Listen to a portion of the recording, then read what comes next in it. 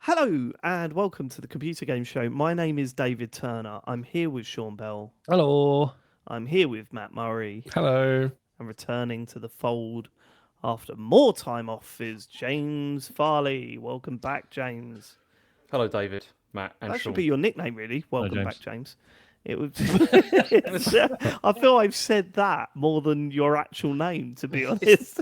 Last one. It's my last work-related thing. So Right, okay, So, but you know. always add that qualifier in it. Yeah, It's my yeah. last one. It's my last work-related one. Exactly. And also, there is a good chance that you will have another job by the end of the year. So there Yeah, but it's could not gonna be one possibly like be this. more work-related ones. Yeah. It's not gonna be let's like not this. Just Yeah. okay. All right. Okay. we'll see. He's gonna stride into those interviews and be like, before this goes any further, I need you to know Yeah. I'm not going anywhere because So I've what got a do we- Monday podcast. nights. A podcast Yeah. that is my number one priority. Yeah. Yes. No yes, more travel. always. It's not happening. Yeah. I'm sorry. We need you to do this Monday. That'd be all right. Going out for dinner, Don't are get we? Ellie on. See you later.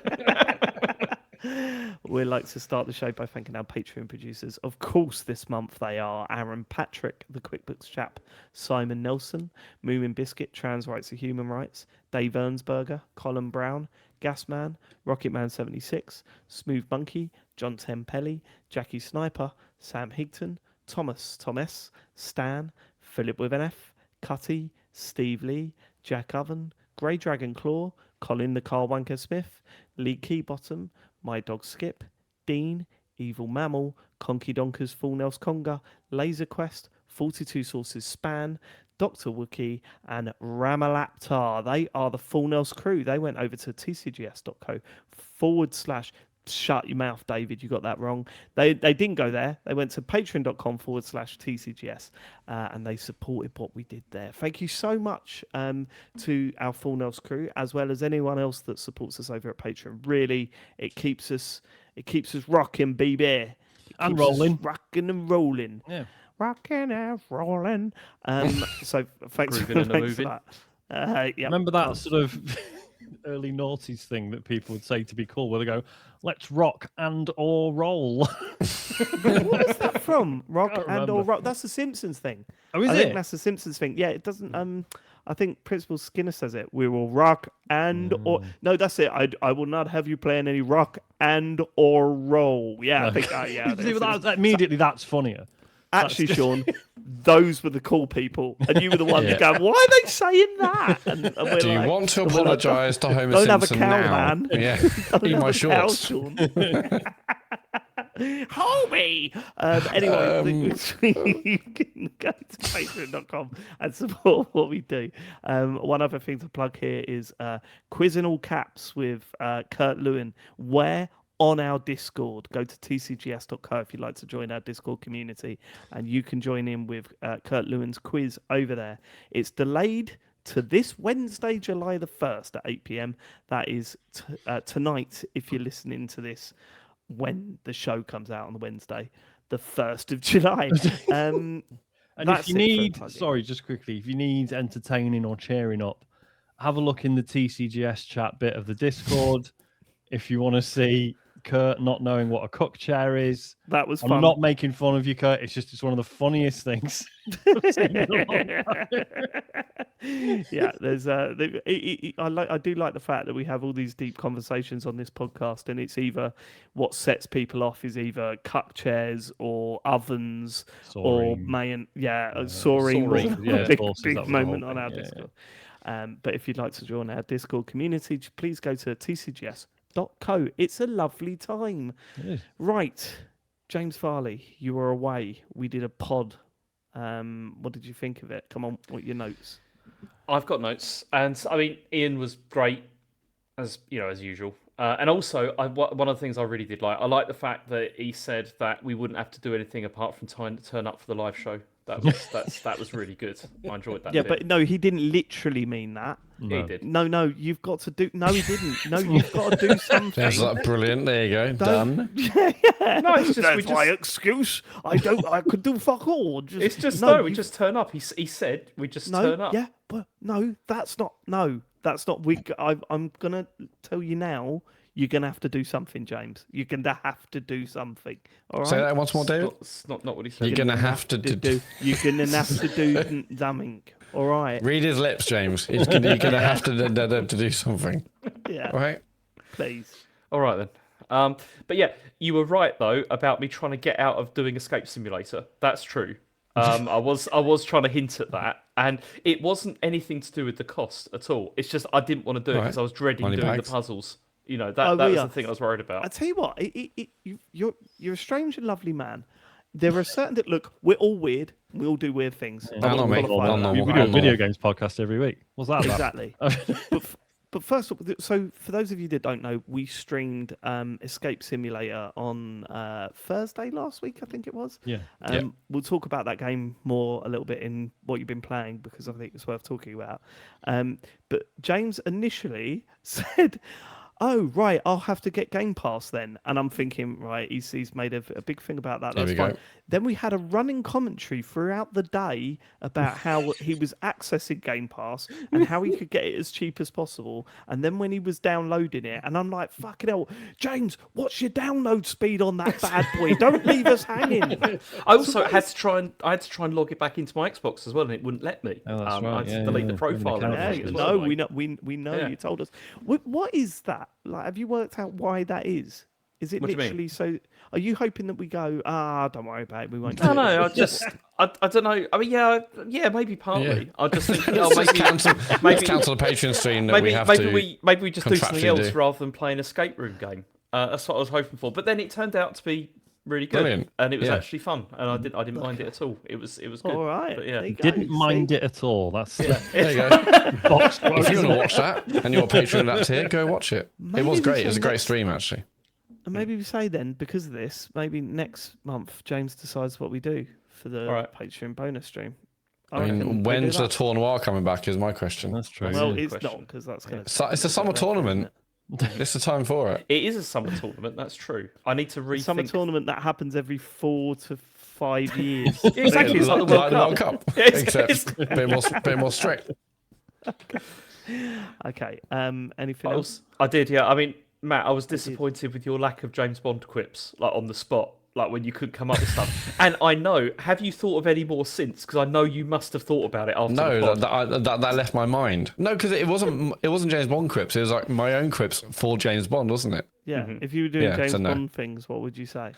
Yeah, no, we did that, and no, it was in and out. I mean, did you think of more, James? Oh, did you have one? didn't Do you know. have one now? I've got nothing. No, it's Oh. That's yeah. clever how he's done that, isn't it? Turning it round like Bring that. it up. Yeah. It was Little clever. judo move there.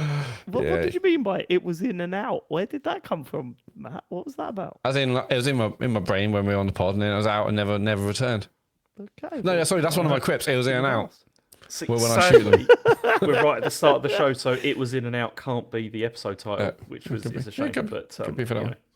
know. And then also when you were talking about the usernames thing, like the first usernames, my first one was Jimmer. That's what I had. To That's begin great. with. though. You should have Jimmy, kept that's that. right. Yeah. And then Jimmer. a later one I had was Farlow Rocket, and I sometimes wish I kept with that one.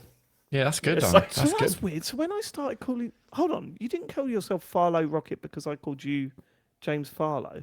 No, No, I called it's, you it's James No, it's far long. That was Yeah. it. this yeah, this yeah. goes back to school, but Right. Okay, what's the story there then? it's just like rocket knobs and stuff. It's like What, a whole- sorry? So what? It's just what? Well, we're calling this one Rocket Knobs. It's just rocket knobs and that. Yeah, can you write down Rocket Knobs? Rocket cocks. Were you as surprised as I was, James, that Sean refuses to tell us his first online username? Yeah, Because come on, we've got to Yeah. hear I that. could have sworn you told us. So what happens whenever we talk about this? Because it's a regular question we ask. Do you No, it just isn't. go- It's like not come up. I don't think it's come up before, has it? now? Is that What? yeah? It definitely. No, has. Yeah, it definitely 100%. has. We've Yeah, all revealed about our 8 first times. ones. Yeah.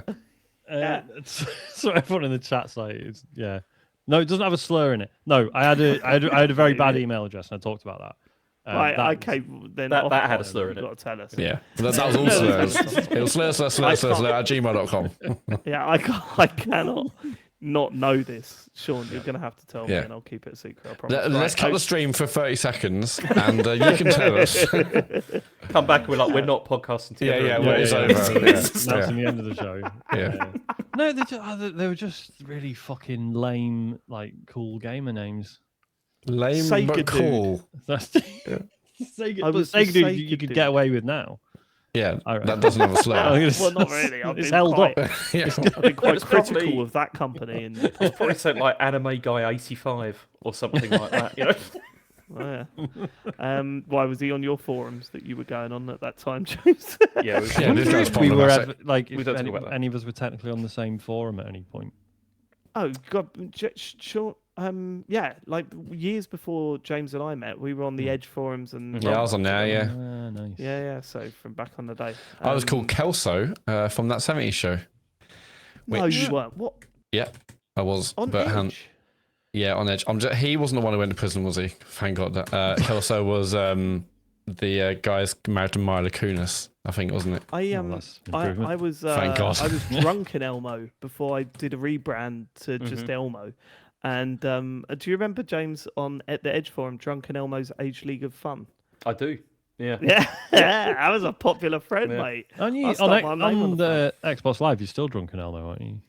Didn't want that out there, but yeah. Oh, Okay, there might be some punctuation. Come flying. can you bleep that? Do people, is that still a thing? I know back in the day, but don't give my gamer tag out, everyone's going to add me. Oh, well, I I've don't got think a story anyone- about that I can't actually say on the pod. Okay. A friend of mine who is... No, I could skirt around it. A friend of mine, a very close friend of mine, is starting to get internet fame in a certain way. Okay. And Thank you. he's going through that process that we went through like years ago, like when I was on Joypod and stuff like that, where so we were just playing some Call of Duty and we were in a party chat and some random just joined our party, went, hey, yeah, I really like your videos, and yeah, and I'm sitting there going, I'm What do you like getting of the it? fuck out of it. Do you know what I'm talking about? It's And Jay. what? Well, I can say it's Jay. It's Jay. Oh, okay, It's you go. Jay. He must be Jay's loving starting that. to get known for stuff. Yeah, it's fucking hilarious. We had to go offline and then log back on and then start playing a game again to get rid of him. And I said to him, best thing you to do is just block him now. He went, I can't do that. That's really. I was like, yeah, but I know, I get it. You feel awful. The best thing to do is just block it. He's like, it's not right that he just joined your party chat. Anyway, sorry, very unrelatable content. Are you done with this, James? Yeah, that was it. It was good. It was a great show, though. Enjoyed it. Cool. Thank you. Should we get to feedback from last week's show? Yes, Transters. Hey, sweaty gents.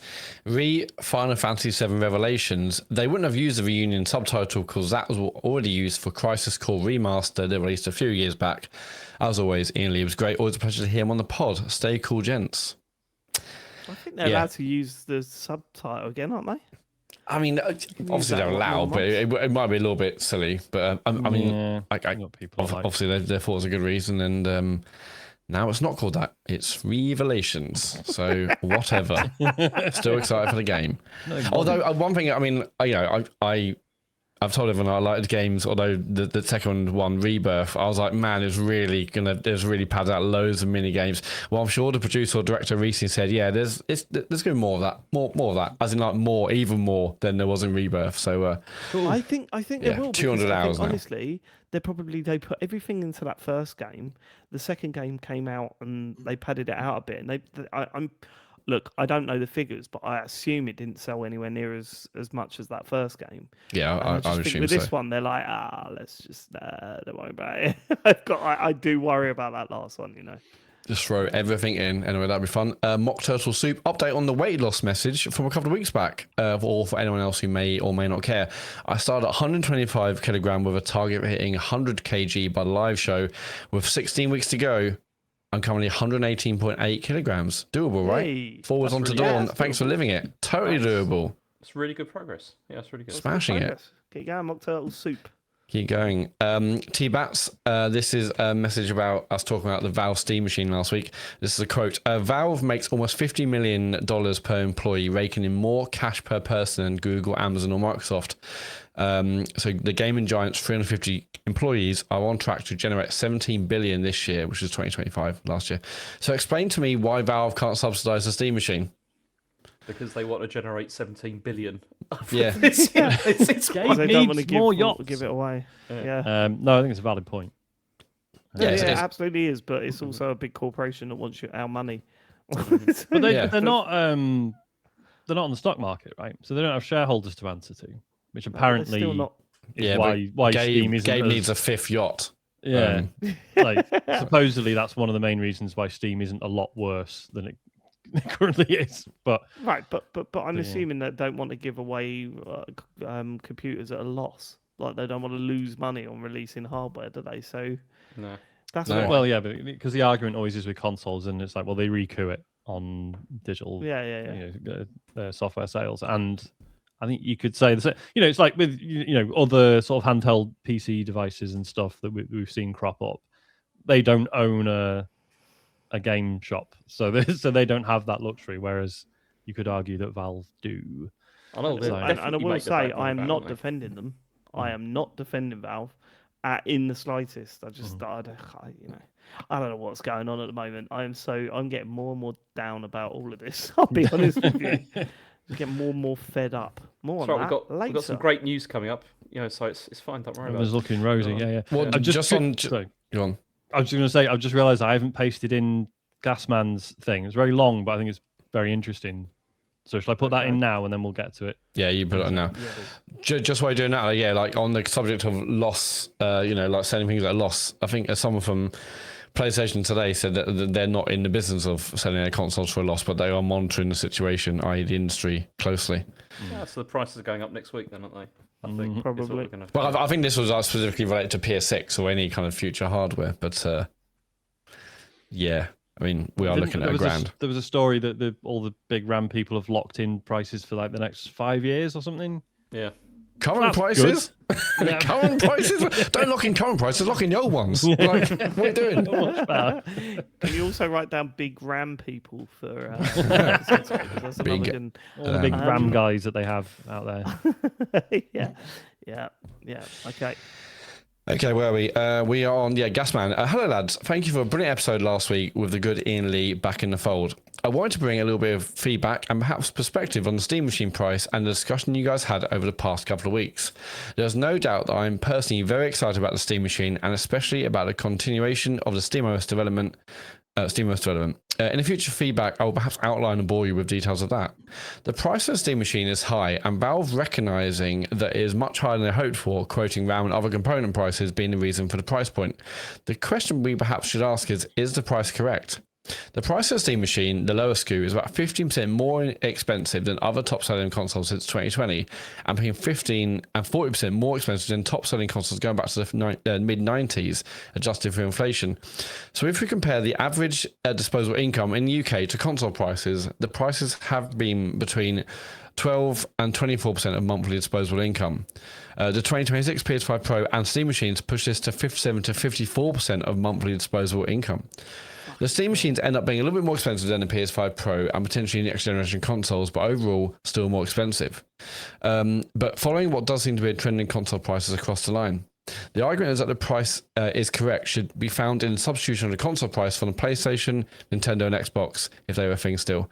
It is well known that we pay less for a console, but the companies are sure to cover this gap through games and on-console purchases throughout the life cycle of the console. What we often forget to consider, however, is the average lifetime cost of the console, i.e. hardware, software and services. Unfortunately, I've not been able to find any data on this, but my argument is this. The classic console companies have no issue, lack of methods or tactics to get increasingly more money out of consumers. And I'll not be surprised to find that a 5 to 10 year life cycle of a Steam Machine versus, e.g. like a PS5 Pro, will end up costing the consumer less money. The transparency is just a little easier with the Steam Machine, as you know what you get, both in terms of cost and comparable specs for tinkers and nerds. Sorry for a long argument. Hope you're having a lovely day from Gasman. P.S. I sent Matt some data on Discord, and I do have this spreadsheet. I mean, there's lots of information. I'll send it to us lot, but this spreadsheet has got like console name, cost, the adjusted kind of console price for inflation. So then it's also the price of the console, as a percentage of monthly, average monthly disposable income. And also how many pints it costs per console. Yeah. That was very good. So I mean, like the one here, Saturn came out in 1995. It come out for $3.99. Adjusted for inflation, the Saturn today will be £843.93. Worth every penny. And at the time, it was an expensive we've spoken outlay. about. We should say we've spoken about this a million times before, but inflation is not a good measurement for these things because it doesn't take Well, no, into but that's why he account- includes the stat as like as a sure. percentage of But disposable when you're income. saying Dreamcast, would have been £850, it's like I don't know if it would. Like, it's like the inflation thing doesn't really work for me. Also, the other thing about this is because I've been reading up about the Steam Machine specs and everything, and how it's not as good as a PS5, in terms of hardware. And so I think the fact that it costs significantly more than a PS5, and it does cost still quite a lot more than that, I don't think you're going to get 5 to 10 years out of it, because they're definitely going to have to upgrade it, aren't they, over time? Well, it depends, doesn't it? I genuinely don't know where this next generation is, when this next generation is coming. I personally think Sony, Microsoft would be mad to release it in the next 2 years, right? Yeah. But everything, all the rumors suggest that's going to happen. Points to the fact that it will happen. But I just there's part of me that just goes, well, hopefully people just fuck off the next generation then. And go, do you know what? We ain't buying these these ridiculously expensive consoles. Yeah. We'll just stick with what we got. And also with all this, what I don't get, I wish someone could explain it to me. If, as this email says, that companies are willing to sell their consoles at a loss to recoup the money from, why are they so keen to bring out the next gen then? What's the advantage of bringing out a new console in the next 2 years? Yeah, especially if they're selling them at a loss, it means that it's just going to cost them money, right? It's going to cost them money. Yeah. I assume less people are going to be buying them, so development costs going towards a smaller audience just seems like a dumb idea.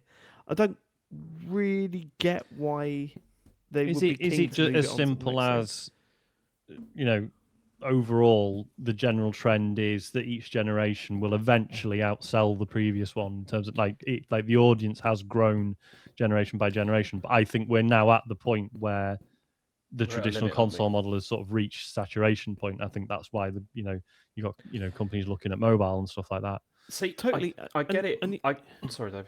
And you also look at advancements we've had through generations. They're getting more and more incremental. They're getting less powerful. It's not like these huge leaps in generations anymore.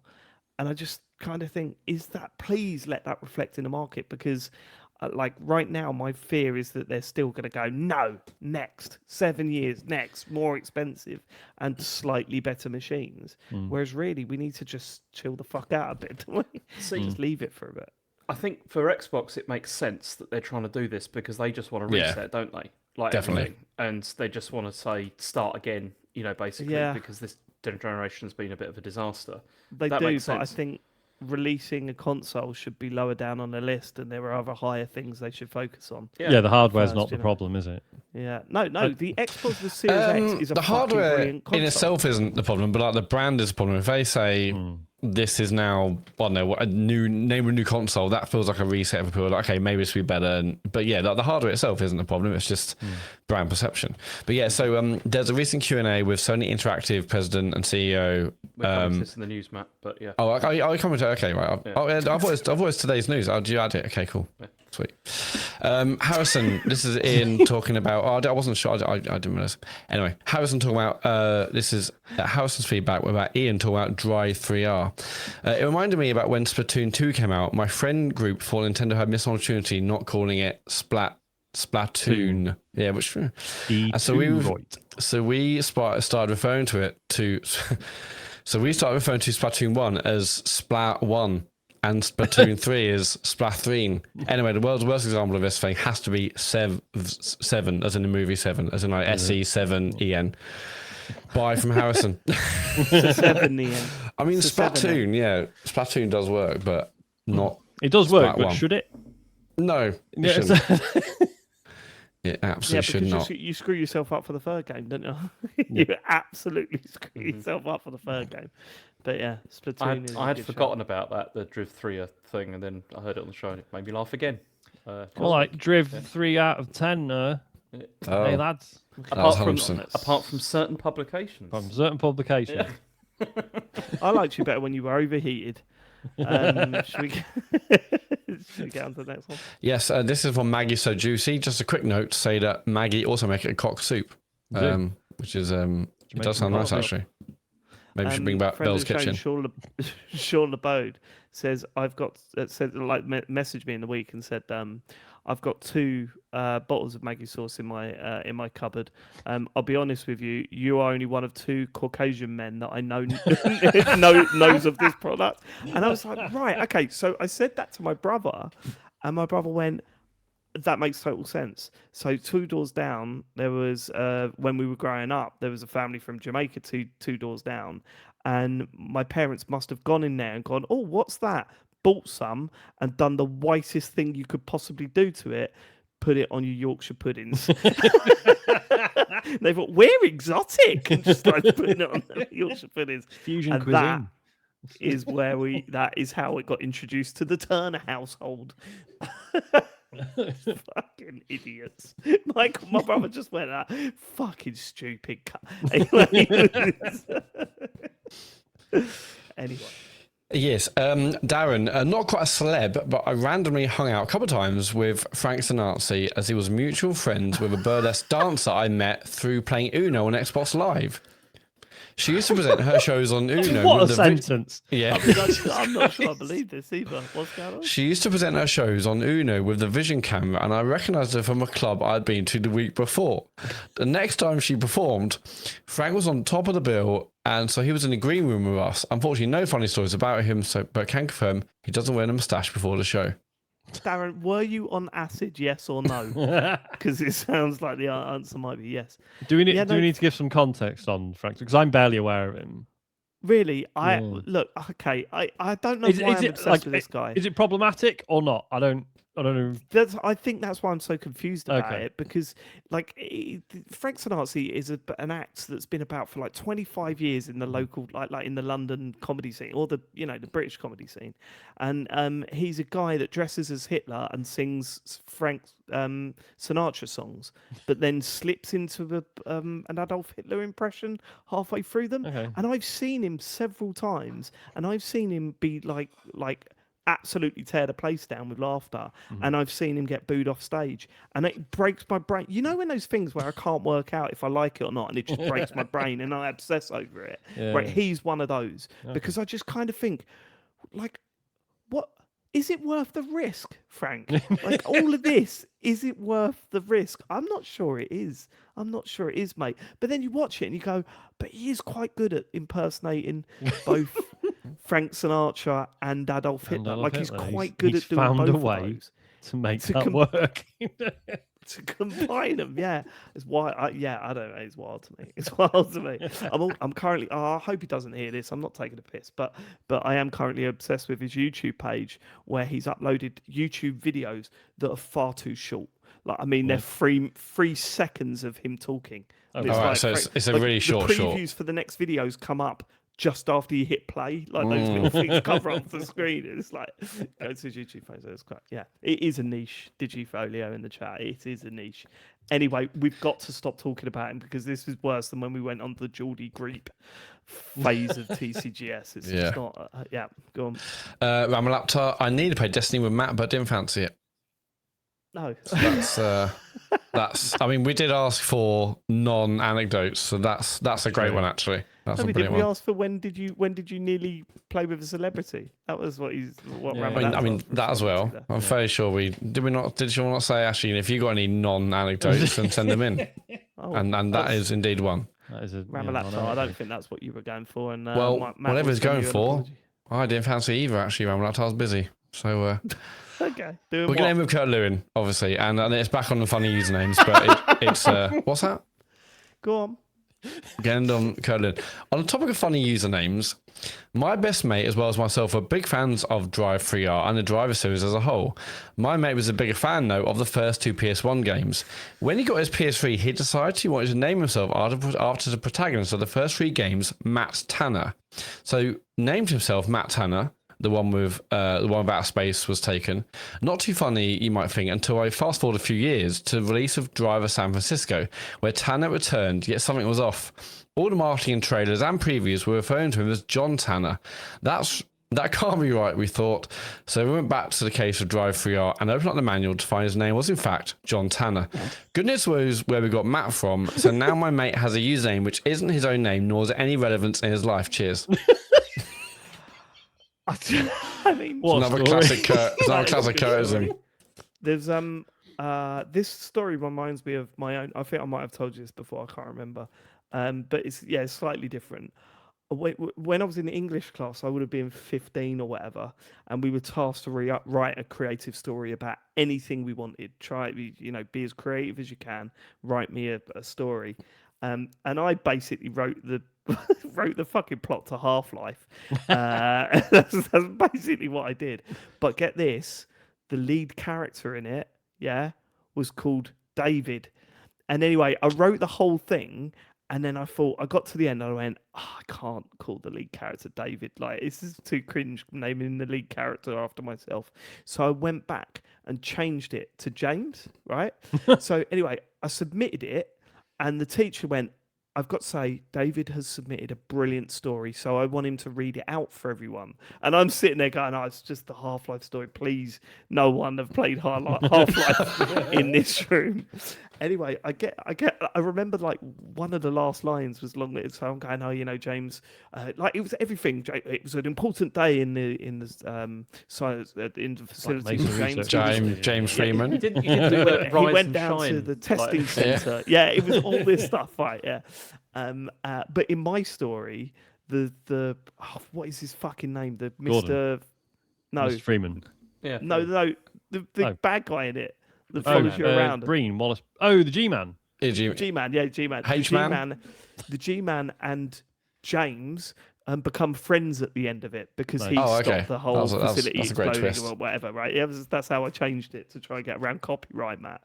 Yeah. I was reading it out and I was like, and James did this, did that. And then I read, and as they walked away, the man in the suit put his arms around David and said, thanks for everything you've done.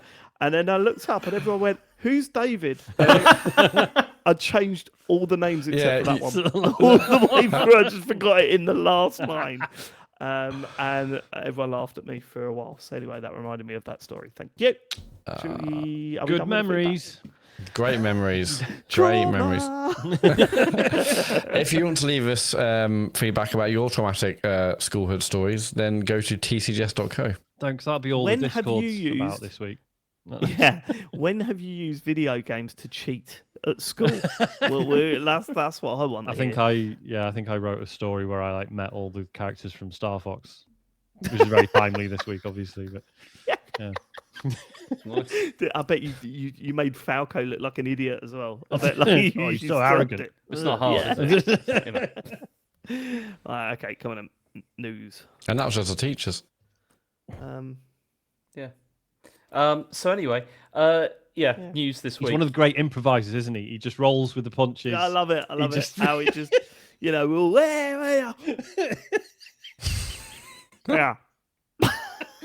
I was just reacting to Matt's line. I don't know if you were. That's the problem. It's the kind of reaction I dream of every week. It's. I mean, it was all it deserved, Matt. So that's it's not even that hot this week. Can we just? It is warmer than it is. It is warm, actually. It is warm. I want to put my fan on, but I can't, and it's annoying.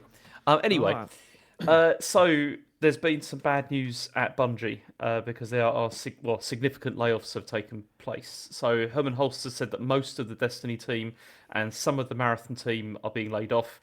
And he claims that they're trying to work out alternatives, but didn't give any details.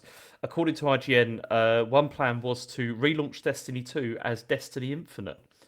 Did you consult on this, Matt? No, because I wouldn't have used the name of the Halo game. Just keep it on the nose, called isn't it? Destiny. How hard is it? They're actually they're not calling it Destiny 2 anymore. They're calling it Destiny Reunion for some reason. There's no reunion in it, but no, Matt would just call it Destiny, wouldn't he? Because that is the best branding, and yet. So anyway, it's the best branding. Yeah, look. Sorry, it just made me feel like if you were branding the Toy Story films, you'd be Toy Story, then Toy Story would come out and Toy Story. And then last week I went to see the new Toy Story called Toy Story. I mean, the new Scary Movie is called Scary Movie. Just saying that. I know, you got a point. You got a fucking point, boy. So, people who are left... Destiny. Okay, you got me with that. Cool. Well done. So, people who are left will continue to work on Marathon and other potential games. According to Jason Schreier, Haven't they suffered enough? The studio head, Justin Truman, is also stepping down, and 292 staff members have been laid off. Do you want me to read the Bungie statement or not? Because it's Okay, so with great sadness, we're announcing a reduction in force as we reorganise Bungie. As the leaders of Bungie, past and present, we recognise Destiny 2 fell short of expectations these past several years. Following our final content update to Destiny 2, and with our future projects still in early incubation, we unfortunately could not continue operating at our previous size. We know this decision has a profound impact on the people affected, their families, friends and teammates. While these changes are necessary to best position the studio now and for the future, that does not lessen the difficulty of this moment or the impact it has on those affected. Later, we will share more about that future with all of you, but today is not that day. Today, we wish to extend our gratitude and compassion to every member of the Bungie team who has been impacted and to those who remain. We hope you will do the same. So am I hearing that right? It's okay. It's possible to announce redundancies without saying this is a positive move in the right direction for the company. Do you know what I mean? Well, I guess this is because this decision wasn't made within Bungie. I don't think, was it? Right, it was made. Yeah. So this is a much more sincere statement, I think, than you normally get. I'm worried about Bungie. I'm genuinely it's the beginning worried of the about end, Bungie. right? Yeah, it is, and it's horrible. Yeah. I hate it. I think what they say there about how it's clear that Destiny 2 hasn't lived up to expectations in the past couple of years. It makes me think you're saying that because you're not allowed to blame this on Marathon because they still want to be able to do something here. But I don't think anyone was sitting around over the past 2 years going, Destiny 2's in a really bad place and I worry for Bungie. No, their next big thing didn't take off as well as it needed to. Yeah, but I don't think it can all be. It's not all. It can't all be blamed at the feet or put at the feet of Marathon. Destiny 2 has been a bad spot for a while. Multiple new content updates haven't reinvigorated the audience. When they bought Bungie, was it? I mean, it was at the point where it had been out for a long time. But they were working on loads of other Destiny universe projects at the time, and then they all got fucking binned. And they had this legacy and live service, a live service game that was good and gone across generations and done well. And then just the last few years have not been kind to them. But I think if Destiny was still doing well, I mean, obviously they want the new projects like Marathon to do well. But ultimately, Marathon didn't bang, and then Destiny has been falling down as well. So they've been in a tough spot regardless. But I suppose in my head, Destiny was on its way down anyway, and I think to expect it to just shoot up and become this big thing again. Well, I think they were thinking they wanted to be like World of Warcraft. They wanted to be like a forever game, would they not? But that's not been the case. Destiny 2's history, and Destiny 1, like the whole history of Destiny has been checkered, right? Like there's always been ups and downs. I don't see why there couldn't have been another up, really. There was Final Shape. I think the main problem is that there was the Final Shape expansion was 2 years ago, I think, and that brought an end to the big story. So I think if you'd been playing Destiny for 10 years, that's like a natural leaving point, right? Yeah, that's point. I'll probably play a different game now. So I think you had that, and then apparently the 2 expansions after that. I mean, that's what kills me is that Destiny 2 is now frozen in time, and the most recent expansion was a fucking Star Wars tie-in. I mean, there's probably more to it than that, but it just man, doesn't feel good. The thing is, Sean, I still think I don't know. Look, I said this at the time. When Sony bought them, I thought this was what they were going to do. I genuinely think if Destiny 3 come out last year or this year when Marathon come out, I reckon it saves them. Yep. And maybe I'm being stupid there. No, it definitely would have done better for sure. I think we'd so. have played it. Yeah, definitely. I think the other thing that this is I think they're also a victim of Sony's live service thing, because I think one of the main reasons that I think they bought them was that they thought that they were getting a lot of expertise in live services that was going to push their 20 live service games that they were going to be producing or whatever. And but obviously maybe they staffed up for that that was the reason, and then now it hasn't worked out, like the live service bet, Change of and tactic, so it's just shit. But I think you're right, David, because Bungie's one of the good ones, aren't they? They create some absolute magic. Destiny's still on. Well, maybe Marathon rivals it, but it's like in terms of the gun feel, like say we want about the stories and how the last few expansions haven't been great. But Destiny still feels amazing to shoot guns, and I'm sure Marathon does have a lot of that as well. But they're so good at that. But yeah, I'm going to talk about Destiny 2 and what we've been playing, but you are right, Sean. Like the fact that the main arc of the story was finished 2 years ago, and there wasn't like what happens next. You think that would be a great time to announce Destiny 3 or something new, but I guess even 2 years ago they're like, well, we're not developing Destiny 3, or we're still in pre-production, or we're nowhere near announcing it. So they've probably just been just circling the water, just like trying to think, well, I'm not sure what we're gonna do next if they've had 2 years of not announcing the next stage of Destiny or a new Destiny game. So I think like sad. Marathon going all in on the extraction stuff was not the right move. I think if that had been a mode among others, and I'm not saying that's easy, I'm like, just make fucking 5 times as much content, but I think focusing on that, on like the most brutal, unforgiving mode, was a mistake. And now they're sort of trying to row it back, and they're adding, there's a lot more PvE content in the new season, and which is good, obviously, like,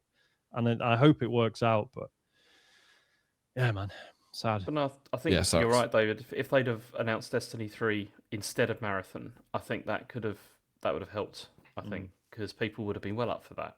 I think for the next, but that's probably never going to happen. It's funny, isn't it? Because Destiny 2 had been around for ages. There's no reason why I couldn't have jumped on to Destiny 2 again with a new expansion.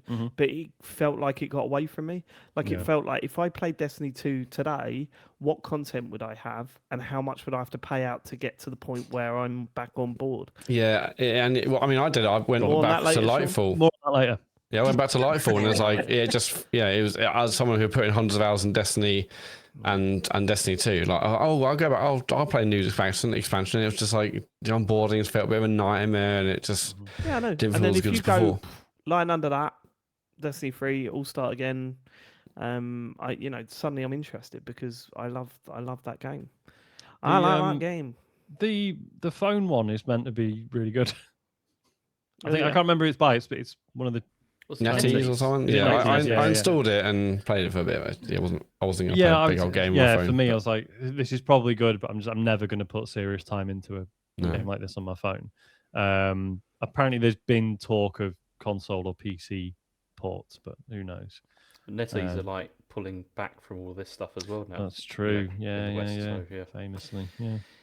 Anyway, next story. We finally got the Grand Theft Auto 6 price for the UK as well. So it's £70 in the UK and £90 for the Ultimate Edition. So there's been a lot of discussion about this, about like what you get and all that kind of thing.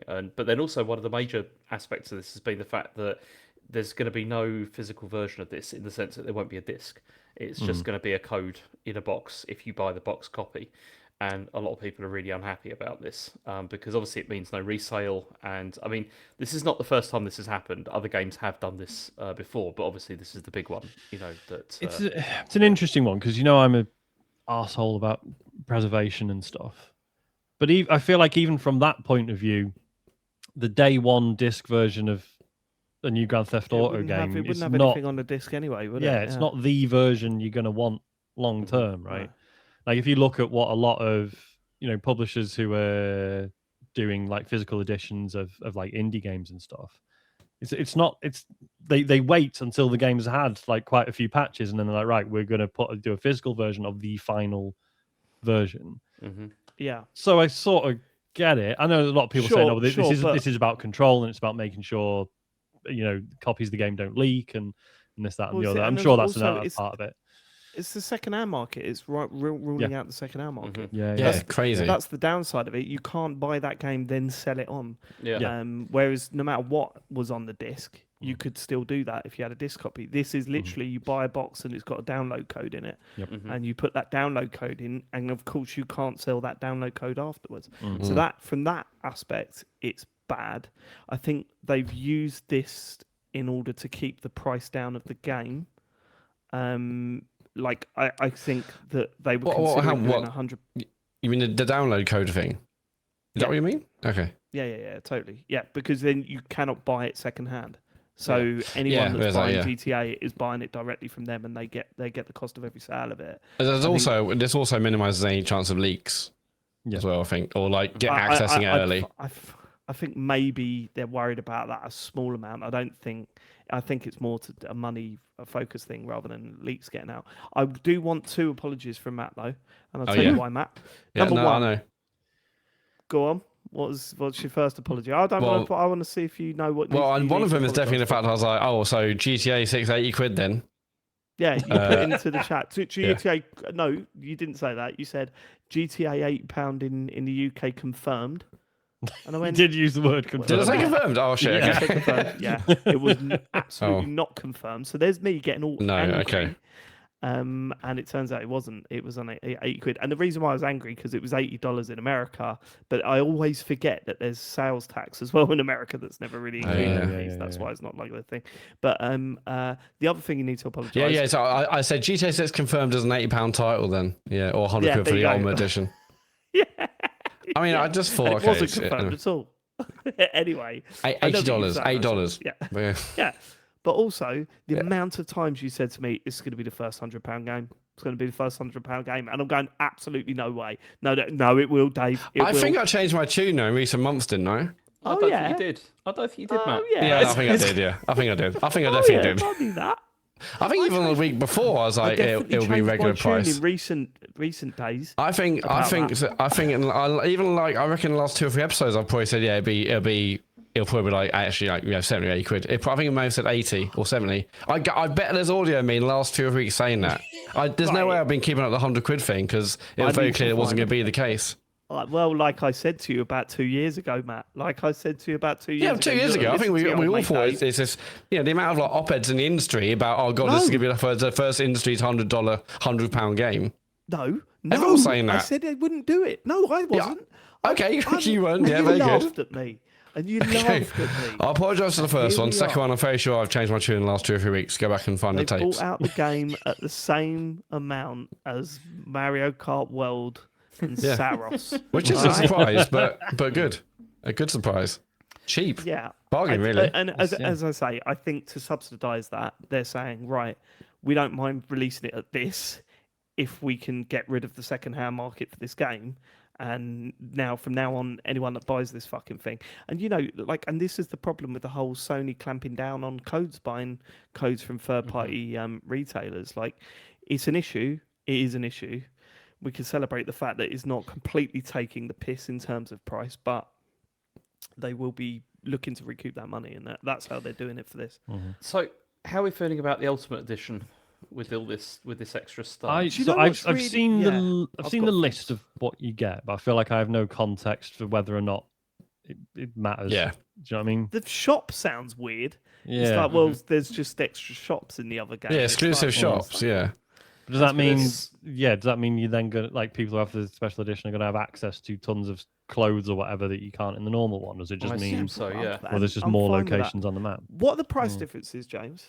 So the price difference. So the Ultimate Edition is $89.99, so 90 quid, and the standard version is 70. So it's 20 quid for, and you get new car, you get cars, clothes, all sorts of There's side stuff. missions as well that they've added in as well. I fucking hope Matt buys them and they're all follow missions. I really, really hope that's the case. Obviously, I've already pre-ordered the Ultimate Edition because it's there. I was going to say I've seen conversations around getting it. There's ways to get it cheaper, right? But I do what I do every time, and I buy like PSN codes on Shop 2. I think we're doing offer 5% off or loaded. Yeah, so I think I got it for like 82 quid, like the Ultimate Edition, which see the thing exactly that when I was looking at this, I was thinking, yeah, of course, this is the game that I'm most excited for this year. I'm well up for it. I'm going to buy the expensive version, and then I looked at the list of the stuff you get, and honestly, the amount of games that to explain, when you get code for games, which we have done in the past, usually you get the Ultimate Edition. You get like the one with all the extra DLC on it. I can't remember once where I've had the DLC and gone, yeah, that was.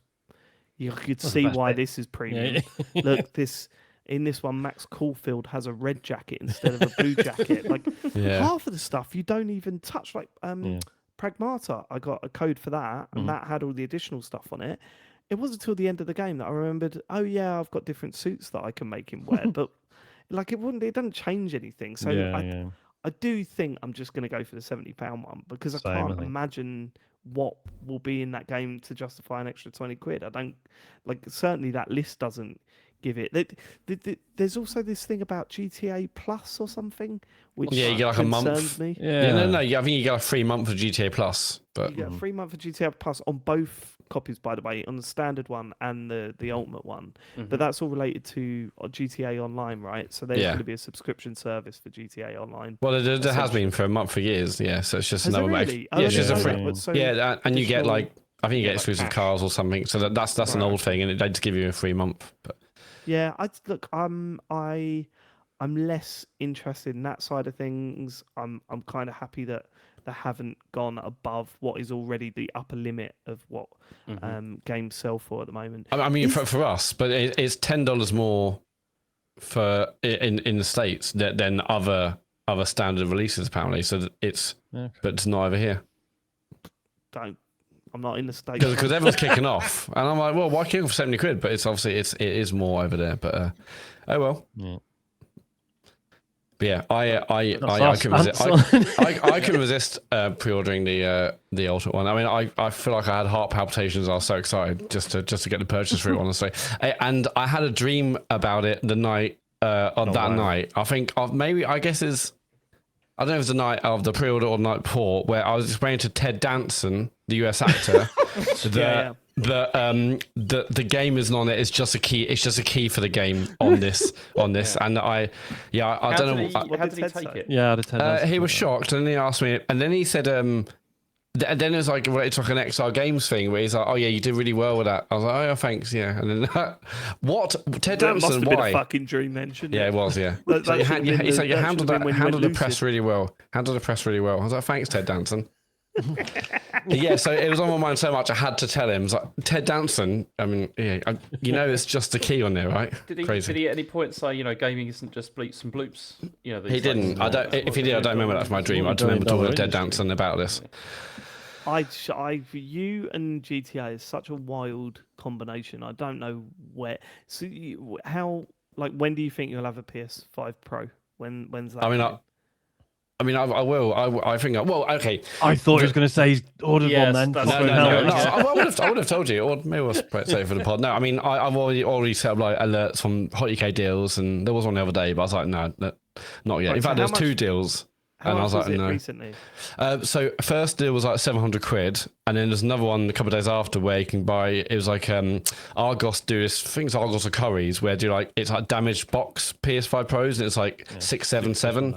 But a lot of people on like Hot UK deals damage to the box. People say like it's basically like there's like scratches and stuff, but like the console itself is like totally in pristine condition. But that was £670. You was sounding more and more like Alan Partridge. Pristine, yeah. But I didn't want to buy a £677, but I will get one. So but I will say, when do you pull the trigger? What's the number? A shop soiled. No, it wasn't that was too much. I just didn't want to do it now. I mean, maybe I will go for that because they've also said there's stocks can be quite limited, but also crucially they haven't actually announced any PS5 Pro kind of enhancements yet. I would like to know what enhancements are before I actually do anything. Obviously there will be enhancements, but I want to know, well, it's on Pro it's 60, it probably like 40 frames instead of 30, but I want to kind of know what I'm getting before I actually buy that. But by that time the console might be sold out. You're paying for each frame. I mean, also Matt, you're gonna have to get it soon because the prices are definitely going to go up again. Yeah. Mate, I mean, stock will go down, prices will go up. To fucking salesman chat, James, and that is right. No, I mean, I could have bought it on Saturday when the deal was live on Curry's. And I was like, I don't want to do it yet, but I want to know what the benefits are going to be. You did turn around and say, and they say there's going to be limited stock. Who do? The people that are selling it, Matt. The people that are selling it. Yeah, but still, the thing is, what I love is Matt's reaction to like a GTA launch makes total sense to me, because the only thing he likes more than a big game launch is a cultural event. Fucking hell yeah. And it's the ultimate of both of those, isn't it? GTA has always been the game I've like just obsessed with it. I mean, like the amount of hours we managed to talk about what you say that about so many games. You say well, that no, about GTA has always been the one. Yeah, okay, all right. You say that about so many other games though, Matt. Anything like that what? Kojima brings out. Oh no, this is the one. I mean, I love Kojima games, but no, GTA has always been the one. You say that about Half-Life? Yeah, but there's only like 2 Half-Life games out, so it's a little bit different. Half-Life or GTA? Well, GTA is actually happening, so GTA. Right, okay, but if they were both coming out on the same day and you could only buy one, Half-Life 3 or GTA 6? Well, GTA was what I thought first. Yeah, GTA. GTA is like a much bigger event. Like Half-Life 3 would mean a lot to us because we're fucking nerds. But a new GTA is so much wider than that. GTA is just Surely the fucking best. moans about Rockstar so much that it kills me. You talk about Rockstar, me moaning about Rockstar more than I actually do. It's just that one issue I've got to follow missions. Well, what else is there? Look. Name something else. What? About the that I moan about Rockstar. Were you saying last gen mission design? Yeah, other than that. But what? No, that's quite big, isn't it? You said I'm always moaning about it, but you bring up more than I do. You keep bringing that up. Anyway, yeah, GTA is the biggest game, and I'm pumped. But I would like to know what the pro's doing. Tell me what the pro's doing, Rockstar, and I'll spend lots of money on the console. They've confirmed that it's only 30 frames on the current consoles, right? I don't know if they have. I think it's nothing. I mean, look at the fucking thing. I'd be looking at 30. It will be. It'll be 30, and probably won't be 4K 30. Yeah, and there's no way the Pro would be 4K 60 either. It'd probably just be. Oh, I'm not expecting it to be 1440 at 40 frames maybe, but I want to know what I'm getting first. Yeah, no chance. I'd rather them knock that resolution down and get rid of some density so I can bump it up a little bit above. Yeah, 30. definitely. Yeah, that's what I'd want. I don't think we're going to get that. But it's more cinematic at 30. I want it at 24 frames a second. How about I can't. I'm past the point of playing games at 30 frames per second anymore. Have they said that it's definitely going to run on the Series S? Yeah, well, it has to, right? Yeah, it has to. Yeah. It's available on S and X and PS5. So is there still more S's than X's, or is that finally shifted? I think there's still more S's than X's. Yeah. So commercially, it makes sense for them to support the S, like even if they have an option, which I don't think they do.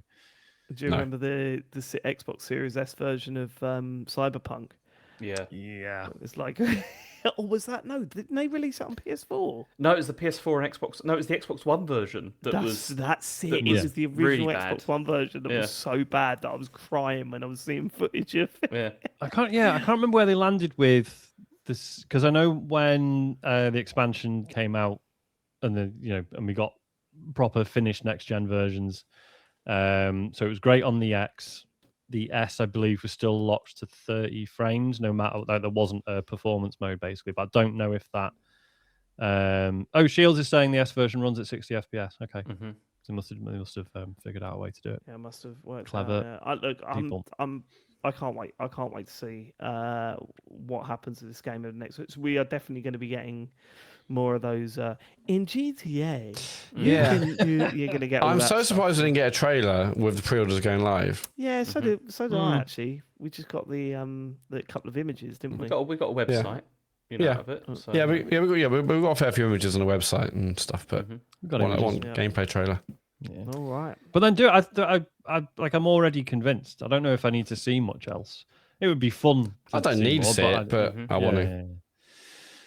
Yeah. Okay. Speaking of price increases, Matt, Xbox is going up in price again. Sweet. This starts on the 1st of August. I mean, so far these are US prices. The controls you complained about the controls in the last Rockstar game. Thank you. In Red Dead.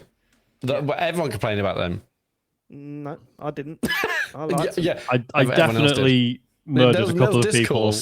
Right, definitely murdered a couple of people that I was just trying to say hello to. But there was another one. That was another one that you said.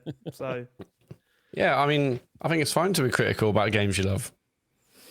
About the union busting, Matt.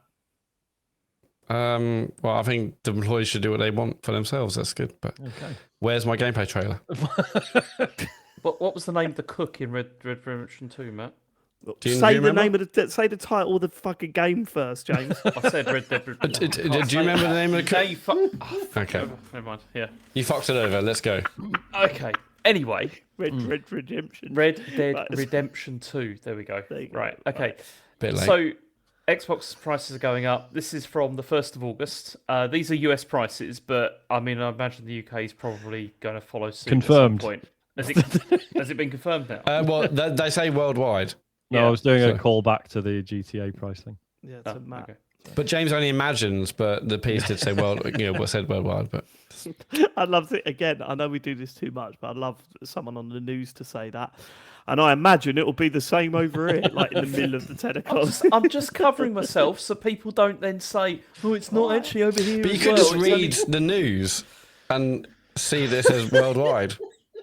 I know, but the prices aren't in pounds, are they? So it doesn't work. But they say the changes are happening worldwide. Yeah, but they don't give specific details. And I know what will happen, Matt. If I just say the American dollars one, David's going to be, what is it in the UK then? And so I've got to explain that we don't know yet. Go on. Anyway, so the Series 1... Series 1. Wanker. It's all happening again. Okay, so anyway. What does that mean? You absolute prick. So the Series X 1 terabyte with the disk drive is going up to $799. That's an increase of $150. The Series X 1 terabyte digital version is going up to $749. That's an increase of $150. They're discontinuing the 2 terabyte version. The Series S 512 gigabyte is now $499. That's an increase of $100. And the Series S 1 terabyte has gone up to $599, which is an increase of $150. So basically, it's about an increase of $150 across the board. On the Xbox. What do you reckon, guys? Is this really going to turn things around for Xbox? Yeah, I think this is going to save the company. Just keep do you want to hear the raising reasons? Well, they keep doing it. They just want more money? Is it market conditions? No, it's fine. They said the entire consumer electronics industry is struggling with the current component crisis, but the effects are particularly hard on consoles. Unlike phones, computers, speakers, and other consumer devices, consoles are typically not sold at a profit, but instead for less than they cost to make.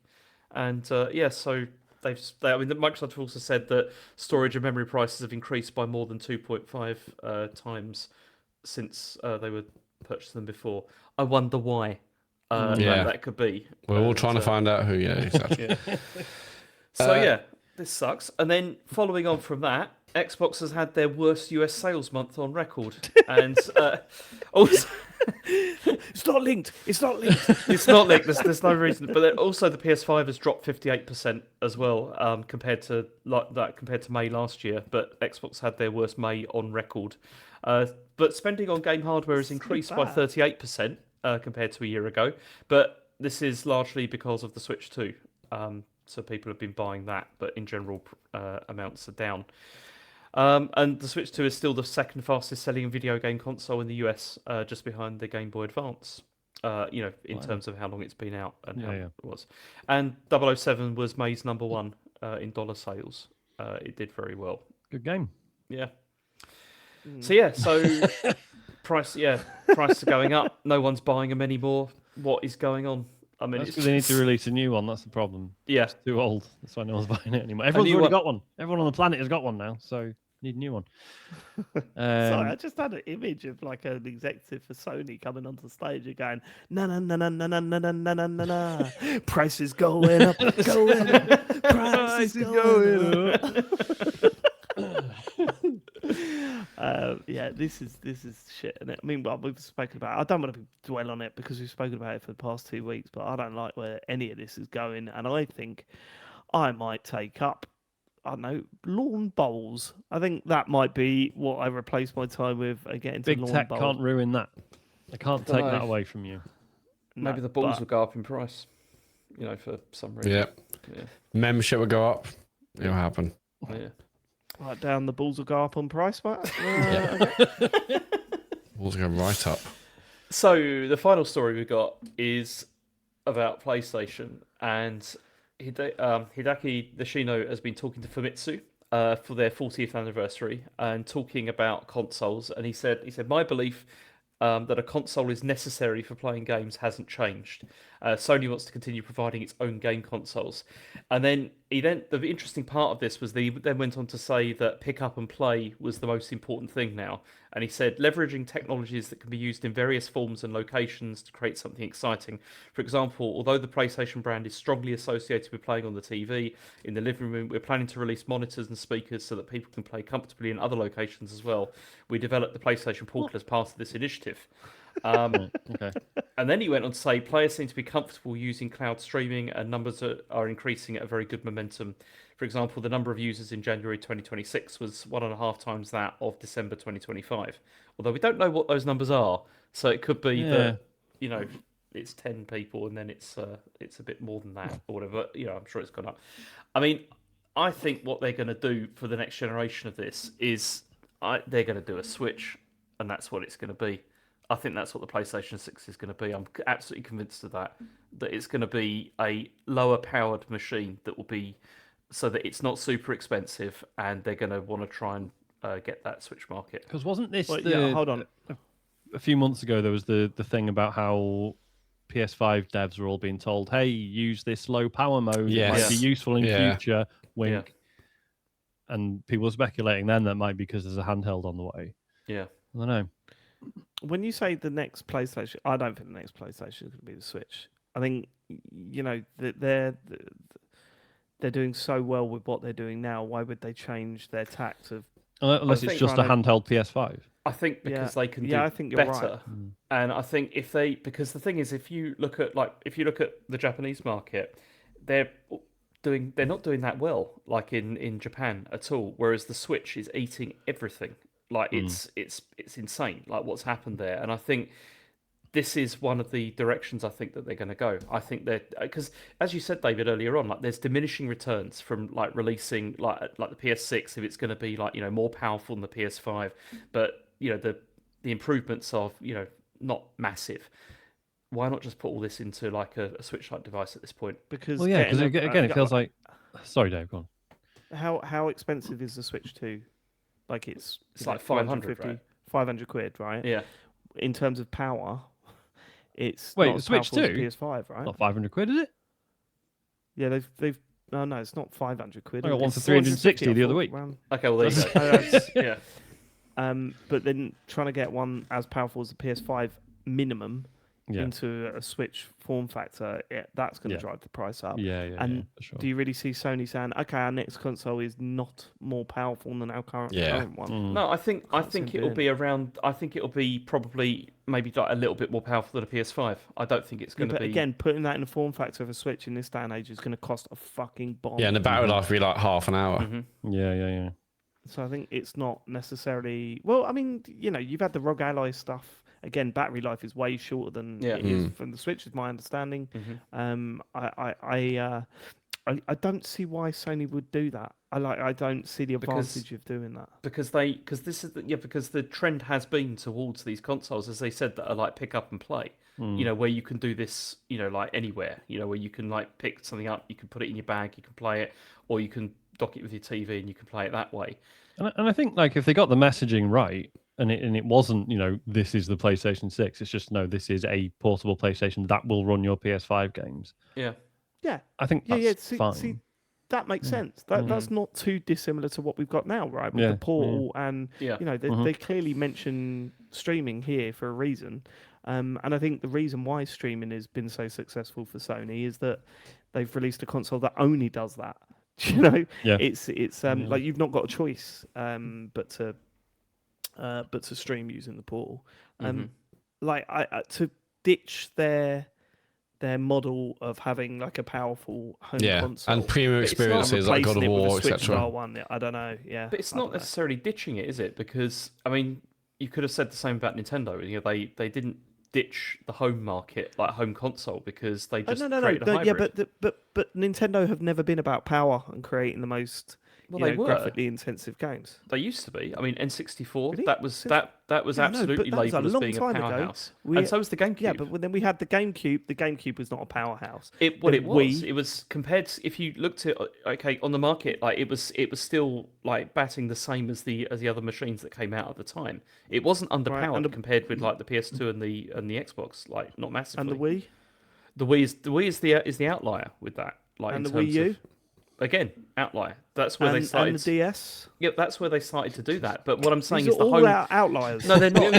That's a trend, surely, rather than outliers. I'm talking here about home consoles. Like this is what I'm not talking about the handhelds. The handhelds have always been based on using that whole thing where they say about with the technology and how they repurpose it. But the actual consoles, like if you look at like the NES, the Super NES, the N64, they were a long time ago, James. That was such a long time ago. I mean, we were talking about the NES and the SNES. And they shifted because they saw the way that the market was going. And in this case, I think it's the same thing, because you're looking where there is diminishing returns on creating expensive, like machines, home machines. Why not release something which is maybe more affordable, maybe less powerful, but then people can use it anywhere? And as I said, because if you look at their they've home got a successful model, and I think going up against Nintendo at their own game is probably a stupid thing to do when they've got a successful model as it is. And I mean, what was that? I can't remember. It was like a year ago, maybe more. There was those stats came out that basically Nintendo's revenue was like nowhere close to PlayStation's, but profit was way higher because they're spending like a fraction on development compared to PlayStation or Xbox or whatever. Because you got that lower powered hardware, it's still so much cheaper to make games for a Switch than it is for anything else. Sony must be looking at that sort of stuff though and thinking, why are we doing this? Like, why are we spending so much money on all of this when we're making profit here, but we could be making even more profit? And a new generation is only going to make this stuff worse. It's just going to exacerbate all the problems that have been gradually getting worse and worse with each generation. This is definitely a good time to do it, but I just feel like that goes against PlayStation's USP, which is these big blockbuster games like God of War and Last of Us and Horizon, which look stunning. But I mean, hey, if any, this is probably the time to do it, given the cost of things. And yeah, the idea of like a portable PlayStation you pick up and dock it for your TV, that sounds amazing. I was not sure how they can do all them things, both keep what makes PlayStation, plus the handheld and battery life and power and cost. But I mean, it sounds great if they can do it. Absolutely. They could call it the PlayStation Portable. That's good. Shit. I don't see it. I think they double down on it. They were essentially mimicking that process by having a console under your TV and a portable streaming device. And I think I can't see them seeing an advantage of then actually turning that portable streaming device into one that also runs the games natively. I mean, I could be wrong. Who the fuck knows? But either way, it sounds like it'd be fucking way more expensive than just releasing a slightly better version than the current one. But yeah, all right. Yeah, just to clarify with the chat, the Xbox was more powerful than the GameCube. Because I don't want to get loads of this, but the GameCube was not underpowered, is what I'm trying to say, for that generation, like not massively.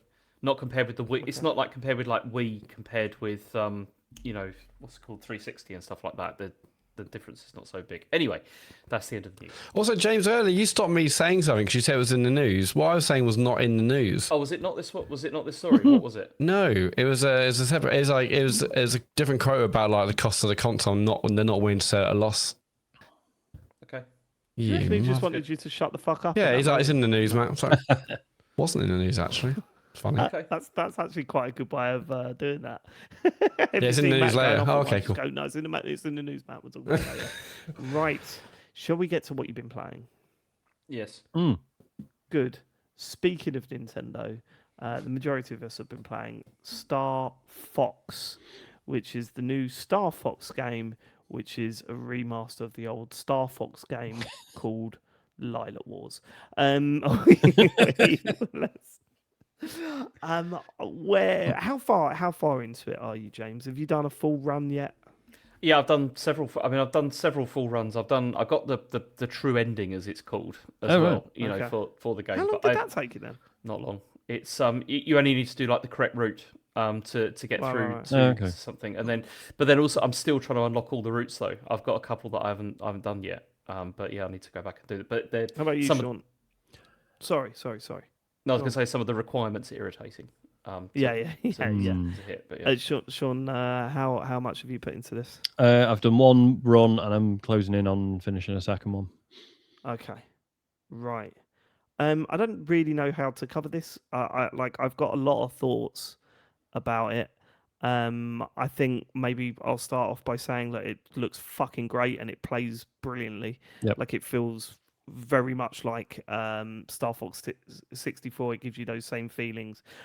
I think it is better to play. I don't know if you guys have found this. It's better to play on a telly than it is in handheld mode. Oh, really? I've done both. I've not really felt. I find it so much nicer to play on the telly. I think the main thing is that, and I've said this about the previous Switch as well, that console is not made for hammering the A button. You know, your thumb gets very, very sore if you hammer the A button over and over again on that thing. So actually holding a proper controller and shoot using that feels nice. Although, and also, I just think if you've got if you've got the real skills, you don't need to hammer the A button. That's true. You can get a couple of shots with each press, can't you? Yeah, of course. Each press has 4 shots, so if you time it right, but you're still doing it over and over and over again. Yeah. Like that is still pretty. I'm not talking about hammering it like as fast as you can, but it's just like you're pressing it over and over again. I think Star Fox is all the good stuff of Star Fox 64, and I forgot about all the bad stuff in the previous years since Star Fox 64 come out, and I think that is all. This is Star Fox 64 for better and for worse, and it part of me goes, I wish you'd have tidied up a few areas of this to make this a little bit more. You didn't have to copy it so closely. See, I don't really like. I played a bit of Star Fox 64, Lilac Wars, whatever, back in the day, but I don't really remember it. So this has all felt pretty fresh to me. I've had a really good time with it. You enjoyed it? I think the first thing that sort of that I went, oh, for fuck's sake, is it's a bit of a slog at the end, right? Like those initial levels are like really fun to play, and you're blasting away, and even like the bosses, you're like, fucking hell, I don't remember them being this easy. You know, they're really easy. And some of them go down really quickly, don't they? Yeah, I know. It's quite weird. Yeah. It's like especially when he does that thing where he's just like, analysing shields. It's like, they're nearly all gone. Actually, at this point, shields. Yep. Shoot the yellow bits again. Yeah. Cool. Yeah, we get it. It's the bit where you get into the end run against Andros, where I've not done a full run yet. Because for whatever reason, I really fucking struggled against the 4 fighters at the end. Right?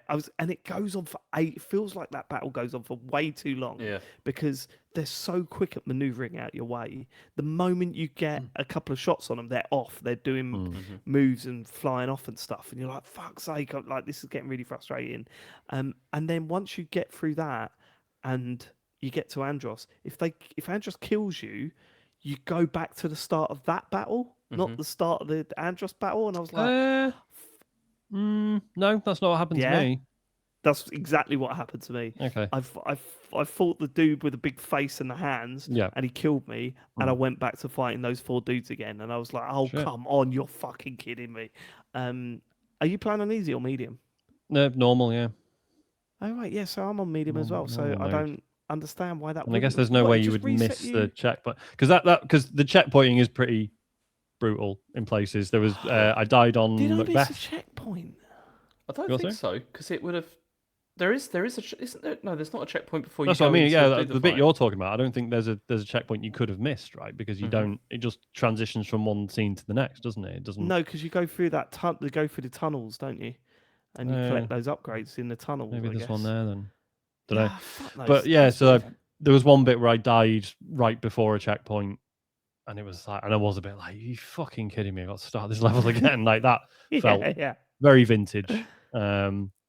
So that's sort of pretty brutal. I think I would also like, and maybe this is sacrilege, because obviously for those who don't know, and maybe that's quite a few of you at this point, you can finish a run in like an hour, 90 minutes maybe.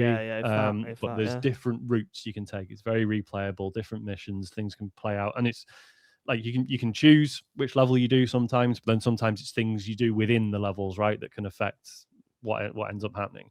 Yep. I sort of wish this just had a flow chart of what can, or what, like, just to show you the workings. Yeah, like here's a big visualization, here's what you've ticked off, and like the phone game with the dead people, the murder stuff. Fuck, what was it? The one you guys really liked. The phone game. Do you mean the? It wasn't expelled. The phone game with the dead people that we really liked. So no, I know which one you're talking about. People, and he plays different characters. And is it the Spirit of Honshaw? Yes. Yeah. Yeah. Never heard of that game in my life. As in Paranormal Sight. That's it, Paranormal Sight, yeah. Like Paranormal Sight, where it's like, look, here's just a big flowchart showing how everything can play out. So you can look at it and be like, so I can rewind to this point in the story and make a different decision. And you can't do that with this, can you? Because that's where I discovered, like, after I'd done it, because I wanted to do that. I thought, okay, I finished it. So now can I just go back and like replay certain levels so I can unlock all the stuff? It's like, no, you've got to do a run every time to do that. And that's a bit annoying.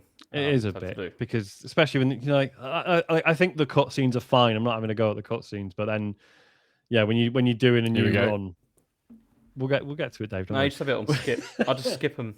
Yeah, you're just skipping them all, and then sometimes you're like, oh, hang on, have I seen this one before? Or is this playing out slightly different? Because I did something different. Maybe I need to watch it. No, I don't. It's still the same shit.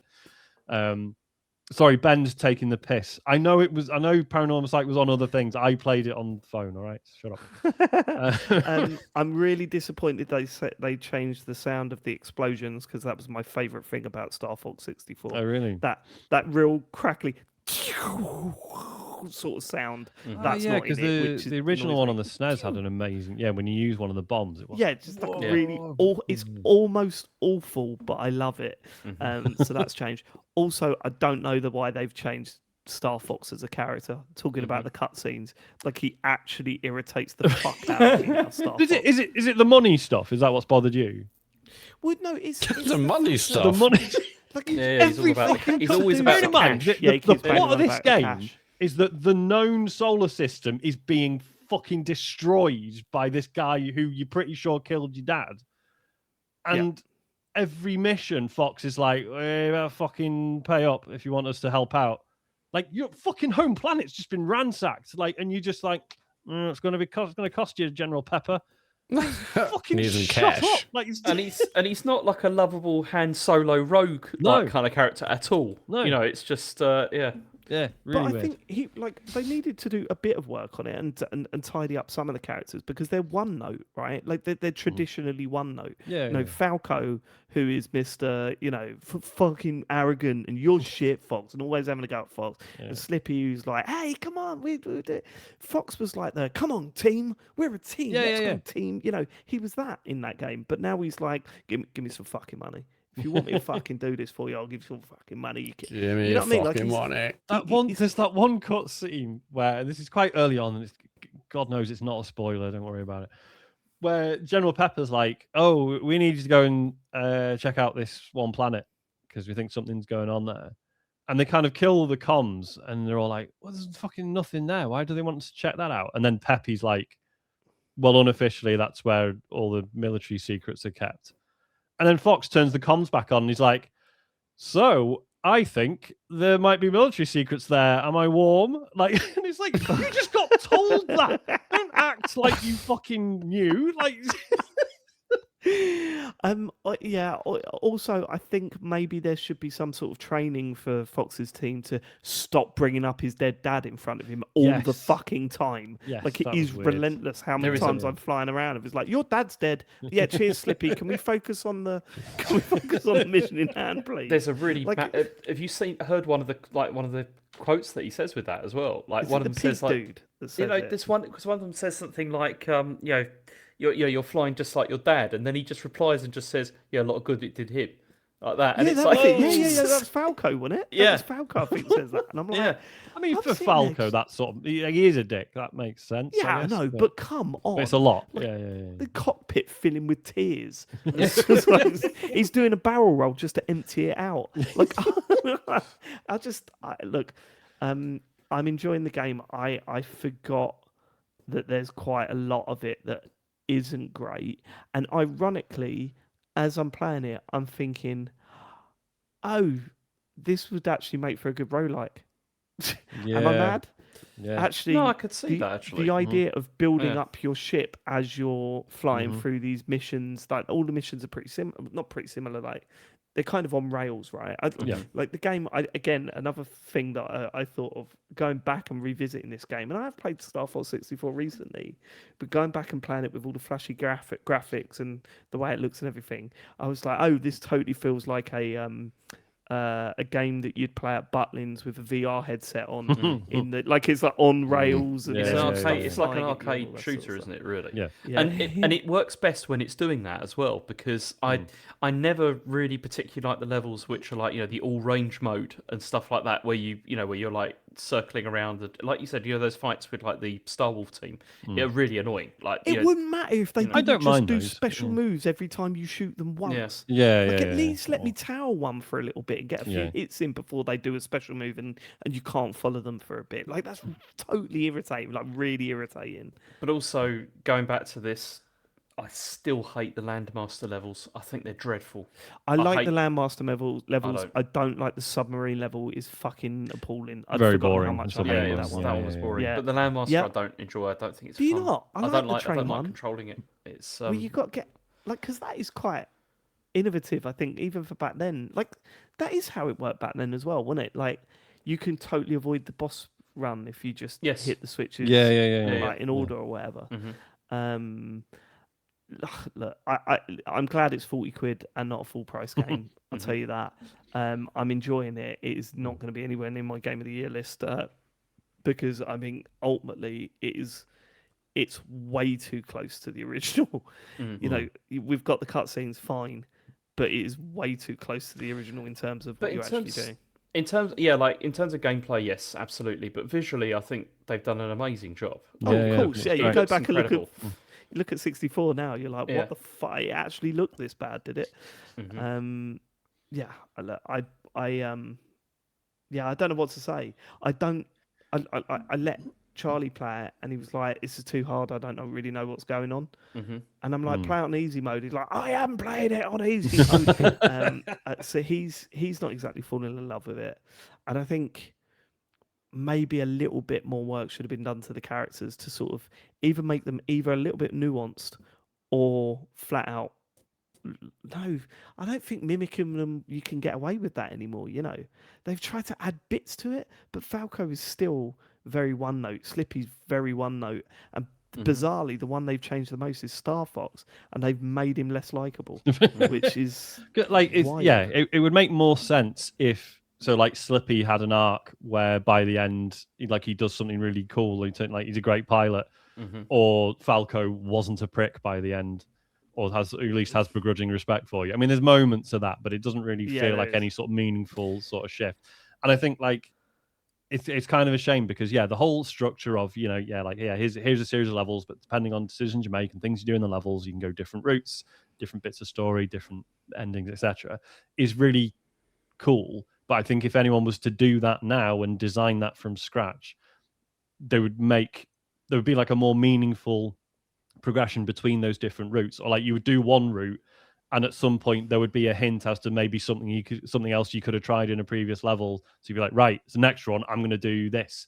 Whereas as it stands, it feels a bit arbitrary in that it's like, well, I'll just make the decisions I didn't make last time then. Yeah, do you know what I mean? yeah. There's no sort totally. of like, oh well, I want to do this other thing because I now know why that's relevant and why that will change events, but it never really feels like that. Have either of you tried the co-op mode? No, I don't intend to. I've heard you might nothing wanna but try bad things that. about that game share thing. No, the game share is rubbish. But you might want to try it with Charlie, David, because you can play it together. And what happens is like one of you is controlling the craft and the other person's the gunner. That's right. Yeah. And so you have to cooperate, to line shots up and all that kind of stuff. I don't like that though, because it always feels weird to me when you got like a co-op game like that. And Nintendo do these all the time, where one of you's doing one thing and another one's doing the other, and you just kind of go, "Well, I'm not one of us is going to have a worse time than the other, then, aren't we? See, this was the thing that I was a bit annoyed about actually because I wanted to play it with Asher. I was like, let's play it together, and I don't know, maybe I'm just stupid. I just thought if we played like local co-op, we'd be able to like play both of us are flying ships, and it's not like that. Even if you do game share, it's like one of you has to be the pilot and one of you's the gunner. Like if you do it, Seems like such a obvious, like such an open goal, isn't it? Like, hey, here's a squad with 4 ships in it. You can only ever be one of them, even if you've got multiple players. Like, yeah. But then, I mean, I guess neither of you tried the multiplayer either. No, the proper online no, stuff. yeah, no. We do need to try that just to see what the face masks things look like. Yes, I forgot about that. Yeah. I want to check that out for sure. Mm-hmm. It does have one of my favourite lines in it. I can't remember if this was in the original or not, but it really made me laugh this time. No. I think, although they changed the way he says "do a barrel roll" on it's not as funny in this one. But like when I like it when people say something really blunt out of nowhere, and it was where Falco in the first level flies through the waterfall. He goes, "Follow me, Fox. I've got a feeling there's a major he's on target a bogey down or whatever. here." Yeah, and then you follow him and you go, "You better be right, Falco." And then Pepe just goes, "I think we should trust him," and it just made me laugh. It makes me laugh. I was just like, "Well, I think we should trust his instincts." I think it's just like that. Fucking gets me every time it happens. Like proper cracks me up. That bit, is there a way to not go that way? Yeah, you go left. But I tried, it wouldn't let me. Did you? Okay, it's if you fulfill the requirements, right? Because that's like an alternative exit actually, right? And so if you if you don't fulfill, so the requirement for that one is, I mean, spoilers. If you help Falco out just before you get to this section, I know that I don't know what's going on. If you let Falco out, if you let Falco out, you won't go down the waterfall. If you help him out. And then you also go through those bridges, like underneath all the bridges. You automatically get turned off in that direction. Whereas if you don't do that, then you just go straight on. Right, I see. Okay, cool. Because part of me was like, oh, does it only like let you go the other way if Falco's already dead by that point? You have to like get him killed in the first mission or something. But yeah, that's the thing that annoys me the most playing this moment to moment is how often I am shooting my friends by accident. I love that. They get in front of the guns all the time, don't they? It's really irritating. Yeah, but I love that in the old one as well. I loved it. Like when you fuck up and you genuinely I genuinely used to imagine that I was in that cockpit and that these were my pals and that Falco's like, oh fuck off, man, give me a break, just leave me alone. Come on, my boy's Slippy and all this. And that's what I want Charlie to have that experience, but he's just not getting into it. And that's really unlike him. He's usually laps up any new thing. Do you know, I keep thinking now about that idea of like a roguelike version of this. I think that's a fantastic idea, honestly. Right, okay. Firstly, that's funny coming from you. I know, because I don't even like them, but I think with this it would really work. I think that play it now and think, holy shit, if you or the alternative exits, could you imagine building your R-wing rather than just you're dead, you lost all your weapons that you've been building up and all that sort of stuff. You could stop off at like stations or whatever to purchase upgrades or whatever on your ship. It'd be you could do that. Yeah. There is one coming. Wild Blue Skies, it's called. It's an indie game, and it's very obviously a love letter to Star Fox, and it looks sick. I don't know if it has like roguelike stuff in it or not, but that's coming out later this year. I'm playing this. It's an indie game, Sean, so I'm fairly sure it will be a roguelike. Yes. The chances are high. I think if we're lucky, it will have cards in as well. Cards, yes. Yeah. That ultimate feeling is how I feel by the end of it. Like I'm enjoying my time with it. It hasn't done enough to feel like it's a standalone game. It doesn't feel like it's its own thing, and it's disappointing that it's not its own thing because they've made it feel really nice and look really nice, and I'm sitting there playing it just going, I wish this was something new, different and exciting rather than just a complete remake of that game. I mean, the hope will be that, I mean, it's a naive hope that there'll be something new. This won't sell massive numbers, I don't think. I can't see this selling massive numbers, but could be wrong. Anyway, that was Star Fox. Matt, you've been playing something else? Well, I've just been playing a little bit more Schrodinger's Call, but I've barely really played that this week. It's been I've been busy, and also too warm. Well, watching football, sweating my ass off. Yeah, I like Star Fox didn't tempt me at all. I didn't get that. That's Try again. Siri, no. Yeah, like Star Fox didn't tempt me at all. Even though I guess I didn't play the original, but I just didn't. I kind of forgot it was coming out until like Sean or one of you mentioned it in the group. I mean, I haven't played any Star Fox games. I saw it, and I just didn't really. Yeah, I don't know. Cool. It's just a simple shooter, really. It's nothing. You know. I say it's nothing special. I adored it as a kid. Like this is a nostalgia thing for me. This is totally a nostalgia thing. Like I genuinely, I'm not joking when I say that I pretended I was in that cockpit and I was chatting to all my buddies. Like genuinely, I would sit there. I used to on the SNES one, the original, because I'd memorized when all the characters were going to say things. I would say stuff out loud, knowing they would like respond. Oh, okay. Right. Get off of the. I was like 7, all right? No, I'm totally with you. No, I'm totally with you. And like, I loved how slightly odd it was compared to everything else. I loved that whole "good luck," all that sort of stuff. It sounded incredible. Like, yeah, I think this is a total nostalgia thing. I don't think you should probably play this. And if you're getting one Nintendo game in this month, then make sure it's Rhythm Paradise, because that's out this week, right? That is, first, I think, isn't it? Yeah. Right, Wednesday. I was going to pick this for our game to play next month, but never mind. If Matt's not going to get it, then it's fine. All right. That's just my fault. Yeah. Okay, so the only other game that I had to get Game Pass. For £1. Which I got shut up about it. I got a refund on that today. Oh my god! Why? Hell. Yeah. What? No, because what it was I cancelled it. So you're committing fraud? Oh my god! No. You cancelled it and complained or something? No, I didn't do anything like that. I cancelled it. You paid because £1. I paid £1, and then I thought, okay, well, I'm going to cancel it because I don't want to get billed like next month for another month, right? And then it said, do you want to cancel right now and just the service is cut off and we'll refund you the £1, or do you want to have it active until the end of the thing? Come on! And I was like, yeah, I'm getting that £1 back.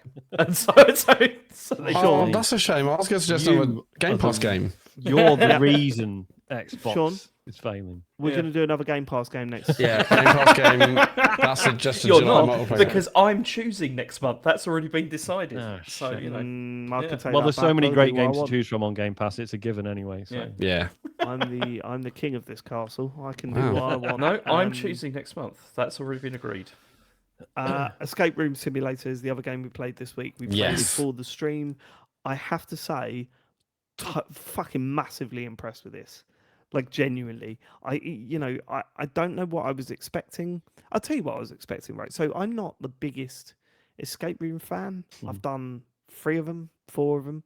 So take what I've got to say as with a pinch of salt. I have really enjoyed what escape rooms have to offer. But I think they're too expensive, right? That's my problem. I think I'm not willing to spend £25 on a. They do vary a lot in quality as well. Like there are just some proper duff ones. Thinking of one in particular. Yeah, I do like the ones we've done. Like the ones I've done, there's been stuff in there that I've gone, that's really fucking clever, and it's clear how it sort of leads you through this thing. And you were there when we did the one for Sam's stag do, right? No, I went on. Oh no, I met you. I wasn't invited to that bit. Oh right, sorry. Remember that? Apologies. Yeah. No, I thought you joined us for that bit. Yeah, it was really bad. That one. Oh, was that bad? That was one I was thinking of that was shite. Yeah. Right.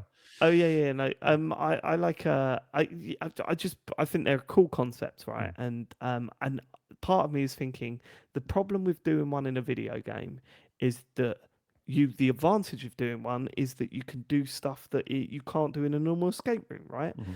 But the disadvantage of that is that your laws of what you can and cannot do in an escape room is broken, because when you're like, well, you have to fly up to here, like suddenly you're like, well, anything's possible, and that kind of breaks any sort of logic.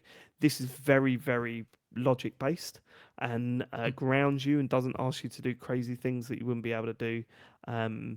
And I just loved the fact that it genuinely felt like the four of us were in an escape room trying to work out little puzzles all on our own and coming together at times and working things out. And even when I was trying to find fault in it, where you had an object in your hand, Sean, and I was like, oh, I wish I could see that object. And you totally can by going up to it and clicking on it. That was great as well, because both of you can also interact with that same object as well. Yeah, at you the can same see time. everyone's cursor on it. Like you can not just like view it, but actually see, because then you can both help each other with the puzzle with an object they're holding. I thought it was really well done. Is this available in VR? Yes. On PC mean, it has been. This is what's so strange is that, so Escape Simulator, the first one, has been on PC for like 5 years. And Escape Simulator 2 has been on PC for about 6 months or something.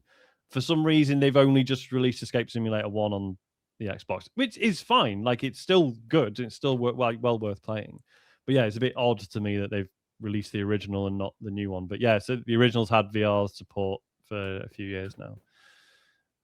It's good. Really good. I mean, if you like escape rooms, then definitely give this a go. I genuinely think I might say to my mates, let's just do one night, because it was quite funny. The four of us just trying to piece everything together and work everything out. The second one we did, like we escaped with only like a minute left on the clock or whatever. That was really exciting and fun. And I hope the majority of the escape rooms in this game are as good as those two. Because I was saying, so when Dave first suggested it might be a good stream, and I was saying the rooms that first shipped with the game when it first came out, the puzzles are fine, but the rooms are like so tiny that it feels like doing it by yourself is fine, but if you had like 3 to 4 players, it might feel very cramped. Well, I found that with the second one we did. I way preferred the island. The island was okay, we can all spread out. Whereas the second one, like the detective's office, it was, it was just a bit more awkward. I mean, maybe it was more atmospheric. So felt like we were really in the office, but it's a bit too cramped, a bit too like, oh, can you move out of the way? It's just, there's quite a bit of that. The island but then was great. As things went on to so there's like some extra free rooms that they added over time, and then there's loads of paid DLC, which is all still pretty cheap. It's like £4 for a bunch of extra rooms. And there's like different sets of them. They're like really expansive. They're like big sort of sets and stuff. They're really cool. There's also user created stuff as well, isn't there? There is, yeah, massive community around it. So I don't know how good that stuff is, but I've got a feeling probably not great. You know what it reminded me of the most? Walkabout mini golf. Yes. It just made me think, we're doing our own thing and enjoying this experience together. I genuinely think me and my mates might get into this. And if we do, it'll be once a week for the next 2 months. We pick a day and we're going to do an escape room together. And I think that's brilliant. The fact that there's a game that does that quite successfully. There are certain things that went wrong. For example, I knew what to do. There was a puzzle where there was loads of weapons and there was a hint that on the weapons there might be the same fingerprint, and I was like, I could see what I need to do. I'm using the fingerprint thing, but it's just not working. And then I said, Sean, can you have a look? Dropped all the weapons, dropped all the items, and Sean went, oh, you just didn't press the button on the lid of the to take the lid off the I definitely found it quite fiddly. I felt like when I was playing it, this would be way better on a keyboard and mouse. Did you play on PC before, Sean? So when we streamed it, I was playing the PC version because it has crossplay. Yeah. That was the thing worth mentioning. That was weird. So you can play it crossplay, but when I was the host, we couldn't. And then then we checked. It's like, oh no, the Xbox player has to host in order for you to be able to. So Matt. That was bizarre, wasn't it? Yeah. But it was fine. But I was playing with a controller. though. Okay, I just felt a bit fiddly. I reckon with a keyboard and mouse would be a little bit easier, maybe. Yeah. I mean, we kept asking this, and we have had some positive comments on the Patreon video, on the YouTube video, but about whether it's actually entertaining to watch. But I really enjoyed that because we were just doing our own thing. You can only see Sean's view, but that's fine. But mostly we were all saying, "Have you got this? Okay, I've got that," and like, I need to develop a photo. And like, I was going to say, because there was that whole bit where like you and James were doing all the photo development stuff. So I was just kind of pottering about doing my own thing, but I was like, I'm not going to like vocalize what I'm doing because then there's just three or four of us all shouting over each other for no reason. But people seem to really like it, so cool. Oh, we're up for more. Cool. I mean, you said like the user created ones may be rubbish, but we may also have some insane kind of escape room creators or like total nerds, like extreme nerds about escape rooms out there creating unbelievable mod ones. So I might look it up. I bet it'd be quite interesting to see what's out there. There's also Escape Academy as well. I don't know if that's still on Game Pass.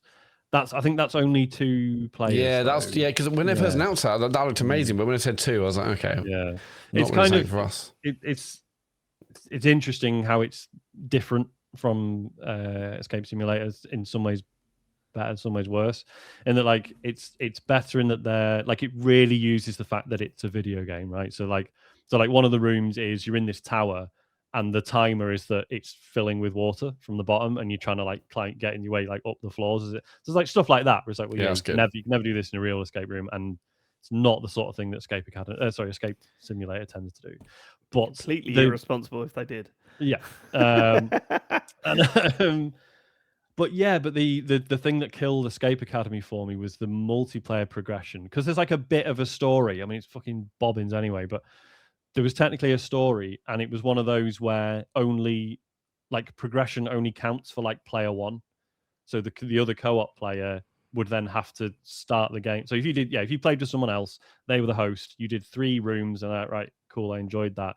And then you wanted to carry on later, you would have to start the game again yourself. Oh. And obviously there's no fun in repeating an escape room you've already done, right? It's just going through the motions is really boring. Whereas Escape Simulator is like, well, there's no story, who cares? Like, you do a room, it ticks it off. You don't even have to do them in order if you don't want. Like, what does it matter, you know? Well, yeah, that's what I'm saying. It's so much like Walkabout mini golf in that regard. That There's a lot of those. Totally. There's a lot of those courses that you pay £3 for. You play and you go, that was brilliant, and you're not really eager to do them again. You can do there's the options there, but I suppose there's a lot more replayability in Walkabout mini golf with that stuff. But look, great game. I was really surprised by it, actually. I think it works really, really well, and I wanted people to know that if you are a fan of escape rooms, and maybe again, like I'm inexperienced in them, maybe if you're super experienced, you know how all of these puzzles are. They're all nicked from ones that you've done before. I mean, I did so obviously I've done quite a few real life ones, and I've played like Escape Simulator 2. So myself and friends of the show, Chris Ban and Cami, played a bit of Escape Sim 2, and they're both nerds for puzzles and escape rooms as well. And we found it really interesting. Like, we really enjoyed it. So yeah, good shit. Cool. All right, that's what we've been playing this week. Well, there's more. Whoa. Is that big game this week, Dave? I've been playing Destiny 2, mate. Sorry, Sean. Sorry. So I think I mentioned the other week that obviously due to all the stuff that's going on with Bungie and like the game, Destiny 2 sort of, being announced that it was sort of coming to an end, they weren't developing any new content for it. You could get the Destiny 2 like complete pack for like 20 quid on Steam. I don't know if they did it on consoles as well. And I thought, do you know what? Just to have it, and I would like to finish the Light and Dark saga like at some point, because I put a lot of time into that game. It does mean a lot to me. So I bought it and then kind of sat on it. And then the other day, I thought I might see if Isaac would be into it. I kind of held off because, like, I mean, the official age rating on it is 12, I think. And I thought he might, because he's not very good with like monsters and spooky stuff. And I was like, some of the Hive stuff is pretty grotesque. Oh, the apple of not full of apple tree. So I'd sort of held off, but I thought, and I kind of just went, well, do you know what? Like, let's just try it. And I just said to him, there's like one of the enemy types in this is like kind of spooky, but ultimately you're an immortal space wizard with guns and you'll be all right. Don't worry about it. And yeah, he was fine. And basically, so Sunday afternoon was just us just running strikes together. It was fucking brilliant. That's about as good as it gets. It was so good. Like, like I said, Destiny 2, like if you look at all the expansions, only maybe half of them were like, oh yeah, that was really good. Like there's a lot of duff ones and stuff and missteps with the game over its 10-year history or whatever it was. But and going back to it now, so it's been 3-4 years since I last played it, and I'm like keen to pick up the story where I left off, which you can do technically, but then you're there's this constant disconnect between like where you are in the story and where the world is, because like the tower, which is your main social space, like that's always changing depending on what the current state of the story is. So it's like on the one hand I'm like, right, cool, I'm going to start the Final Shape campaign, but then you're in the tower and there's like a character you've never fucking met before who's like, oh man, can't believe we went through all that crazy stuff together, and they're like, I don't fucking know who you are, man. What's happening?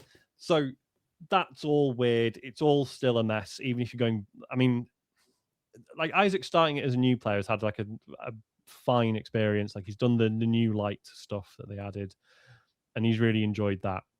I still think he doesn't know like what he's supposed to be doing, like inverted commas, like what his next goal is. Yeah, experience.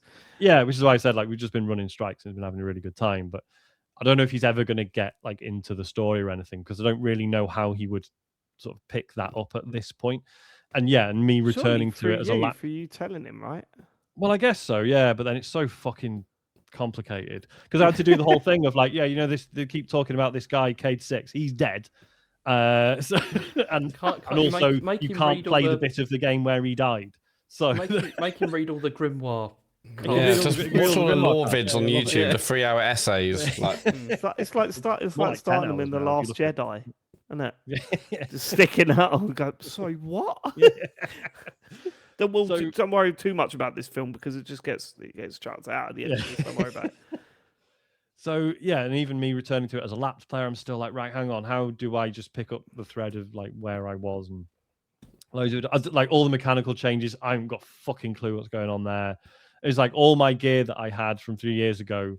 Bearing in mind I was like at the the soft sort of power cap, and now all my stuff is like power 10, right? And I'm like, pretty sure it used to be a lot higher than that, but all right. And then I'm picking up like basic shit gear that's power level 300. Yeah. What? Grey guns are now better than your your epics and everything. The thousands of hours you piled into that game, and you're just back to grey weapons again. Throw away everything because it's all worthless now. But then there's so many ways it's like giving you new stuff to get you up to speed, and I'm like, but then I'm paranoid that like it's like, oh, we've given you 100 fucking chrono coins to buy cool stuff that you're probably now missing, and I'm like, all right, but now the systems have all changed. I have no idea what I should be spending those coins on. I'm now paranoid I'm going to spend them on the wrong thing, and then be like, oh no, I haven't got the proper build. But then also, I'm not going to play it to a level where that's going to matter, right? I just want to do the campaign. That's why the onboarding has just been a mess, I think. Even if we're a lapsed play, like where do I even do I do? Like, let alone a new player. Imagine a new player picking up Destiny. Like what the fuck? Yeah, but moment to moment, playing it when it sings, there's nothing else like it. It is the best to ever do it. Like it's fucking astonishing. I'm a hunter, and I've got the super ability where I fire a bow and arrow and it shoots. Yes, I used to love that in tethers all the enemies PvP. Together. Yeah, when you fucking hit that and there's like 20 enemies and then you shoot one of them and they all fucking explode. My son thinks I'm cool for a minute. It's the best. Is so there part of you trying to get Nushin on it as well? Because then Isaac wants to play it. I don't think she's going to be into it though. But I don't know. We'll see. That would be cool. Family strike. If she got into Fortnite with you all, she got Fortnite and Art Raiders and Overwatch to an extent as well. Actually, no, I'd say to an extent. No, she fucking loves Overwatch now as well. So that's So Destiny can't be that far removed, really. Yeah. So get her in. Yeah, it's all the shit around it, isn't it? That's the problem. Yeah. The only problem is I think I've missed the sale. So Isaac's playing on the Xbox. And I think I've missed the sale on the complete pack on the Xbox. So if he was to get into the story and stuff, I'd have to actually pay up for the DLC and stuff. But then all I would be buying him is like the final shape. So it's like, hey, if you join the story, here's the end of it. Yeah. Skip to the end. Yeah. Destiny 2 is good, turns out. Cool. All right, that is what we've been playing this week. Let's get to a few questions and then wind this one up. If you want to send us a question, go to tcgs.co. Matt has done that. says, hi all, Nintendo announced console price increases back in May, which will come into effect in September. Do you think we'll see a Zelda Ocarina of Time Special Edition Switch 2 before then, or will they keep it until after the price rise? Basically, should I get a Switch 2 now or wait for a potential Zelda edition, risking paying more for the console? Get it now. Get it now. Get it now. Buy one now. Yeah. I don't think they're into doing special editions like that anymore. No, not line. right now. I think if they could. The problem is because making the things costs so much that why risk bringing out a special edition thing? I mean, we've only just got other coloured Joy-Cons have come out, and it's been there's been some of those. Have they? Yeah, there's been But it's not even the Joy-Cons themselves, is it? It's just the sort of trim on the inner. Oh, it's just the trim. Anyway. Yeah. I really hurt myself on one of those Joy-Cons the other day. Yeah, I was just mucking about with the machine and I pulled the Joy-Con out and then I let it snap back, but a bit of my skin got caught in the gap. Really fucking hurt. Yeah, really hurt. I was like, well, it's another reason why I won't let the kids use it then. So for safety. Dangerous. Safety reasons. Yeah, it was a bit weird. Yeah, buy one now. Just buy one now, unfortunately. It was mad how there was like someone had mocked up a Yoshi special edition for Yoshi in the fucking magic book or whatever it was. And literally all it was just a fucking book. Like, do you remember that game, Yoshi's fucking book? And all it was the red and blue bits were green. And that was enough for me to be like, oh my God, that looks so cool. I wish they'd release that. And I was like, what is wrong with you? Like, nothing. Like, yeah. It's like I don't think we'll get to see an OLED version for a while. I genuinely don't think we're going to see a light version for a while. No, that's a killer. I feel like I can live without an OLED one because I think the screen on the Switch 2 is great already. Well, I imagine the light will be a next Christmas thing, but maybe not. I mean, I assume the light is a bigger seller than the standard Switch, or maybe it came too late. But one of the major reasons for that is how much cheaper it was. No, the standard edition is the biggest seller. Okay, yes. The standard edition is the biggest seller, but the light was clearly successful. It did very well, yeah. And I think the reason was the price point. You know, it was I've got a Switch, but I don't want him breaking this thing with all these moving parts and everything. Yeah. Maybe we get the kid a cheaper, light. Yeah. I don't know. Weird. I owned a few of those. I know. You gave me one. Yeah. So what didn't that launch at 200 quid? No, was it I don't think they launched it. 180, I thought it was. Okay, well, sell for that. I mean, we're not going to see. They won't switch to light for that much money, will they? Yeah. A bargain at 350. Nightmare. Maria Mendieta says, "Dear TCGS, counter punch out." It was 199. Sorry, Matt, you were right. It launched September 20th, 2019. Okay. A recommended retail price of 199. There you go. Yeah, that's a good fucking. That seems like another time. Yeah. We didn't know about COVID or how shit things were going to get financially after that. Wild. All right. Maria says, I agree with your shared sentiment that the Switch 2 hardly seems to have anything going for it. I was initially excited for Mario Kart World Tour, but it failed to feel strikingly different to what came before. To come up with something new, instead of expanding on the scale of Mario Kart series in terms of space, do you think Nintendo will ever abandon extant vehicles and invent entirely original machines on which to race? Keep up the terrific work, sincerely, Maria. I mean, the clue's in the name, right? They've got to be carts. I don't know if you could deviate. Yeah, but then there's bikes and all sorts, which I wouldn't class as carts. So. Sorry, Dave, you say? That's not the problem with World. I'm not sitting there going, they're in carts. Again. I'm going, this doesn't feel like it's expanded on what 8 did at all. Yeah. Apart from the open world stuff, which isn't good. Yeah, the open world stuff was very, very disappointing, wasn't it? Very disappointing. Sorry, Matt. Yeah, what were you saying? With bikes. Yeah, I mean, bikes aren't carts anyway, so they've already deviated, haven't they? Well, yeah, and this got boats and gliders in it, isn't it? So, but I don't know. Yeah, but she's also saying entirely original machines, which makes it sound like this is something which is completely out of our comprehension of what. Yeah. No, they transport you in gas. What? Yeah. Don't worry about it. I mean, I guess fly around on a cloud. People racing on like Tetris pieces and stuff. You could you race around on Yoshi's. Like a horse racing game, but you're all on Yoshi's. That would be pretty good. Yeah, I like that. But or race around. How about this? They're kind of like super fast, almost like spacecraft, but they just glide above the surface in like massive. What are you talking about? Massive, race. Like loop the loops. You're going like 800 mile an hour. Wow, that sounds great, doesn't it? It's sort of like F1 but faster. Yeah. Yeah, it's like is it when they're slower called F2? So if one faster would be called F faster, yeah. F minus one. That would work really well, I think, as a game. That's just me. Yeah. Have we got any more questions? No. You failed us, listeners. That wasn't meant. No, there was a few more, but they've added to the doc after I compiled them. So next week. There was a few more, but they were shit. So if you did get yours read out this week, Sean thought they were shit. Well, that's it then. Matt, do you want to get onto your socials? Yes. No stream. Actually, are you streaming Wednesday, Sean? No, not this week. Because it clashes with the England game, yeah. But James and I also are not streaming on Friday, but we will come back to it. We promise. It's not Reanimal.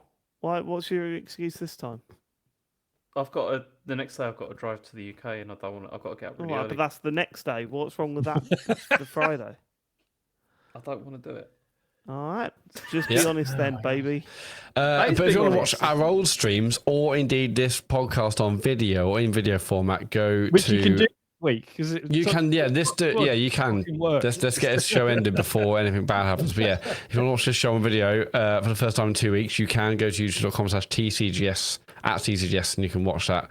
But if you want to watch the streams live, you can do that. We're on twitch.tv/TCGS. And if you have an Amazon account and a Twitter account, you can connect them and you get something called Prime Gaming. You get a free subscription to free sub to any channel you want. Why don't you go to our channel and give us that free sub? We really genuinely do appreciate everyone that does that. Thank you to those who donate tonight and elsewhere in the week. And we're on Patreon if you want to support what we're doing over here. If you want an exclusive monthly bonus podcast, find out what Sean used to do for a job, hear about James going to TwitchCon, other shit we're doing in our lives. That's all on patreon.com/TCGS, and the website is tcgs.co for links to our amazing Discord community. If you want to basically go there to read Kurt Lewin's post, which is basically the only reason I log on now. And pay him really. Maybe, let's come on, let's steady on. Our Patreon accounts there, social accounts there, stores there. It's all on tcgs.co. Thank you so much for living it. We'll catch you next week where we will be talking about more video game hijinks. Goodbye, everybody. Goodbye. Goodbye. Goodbye.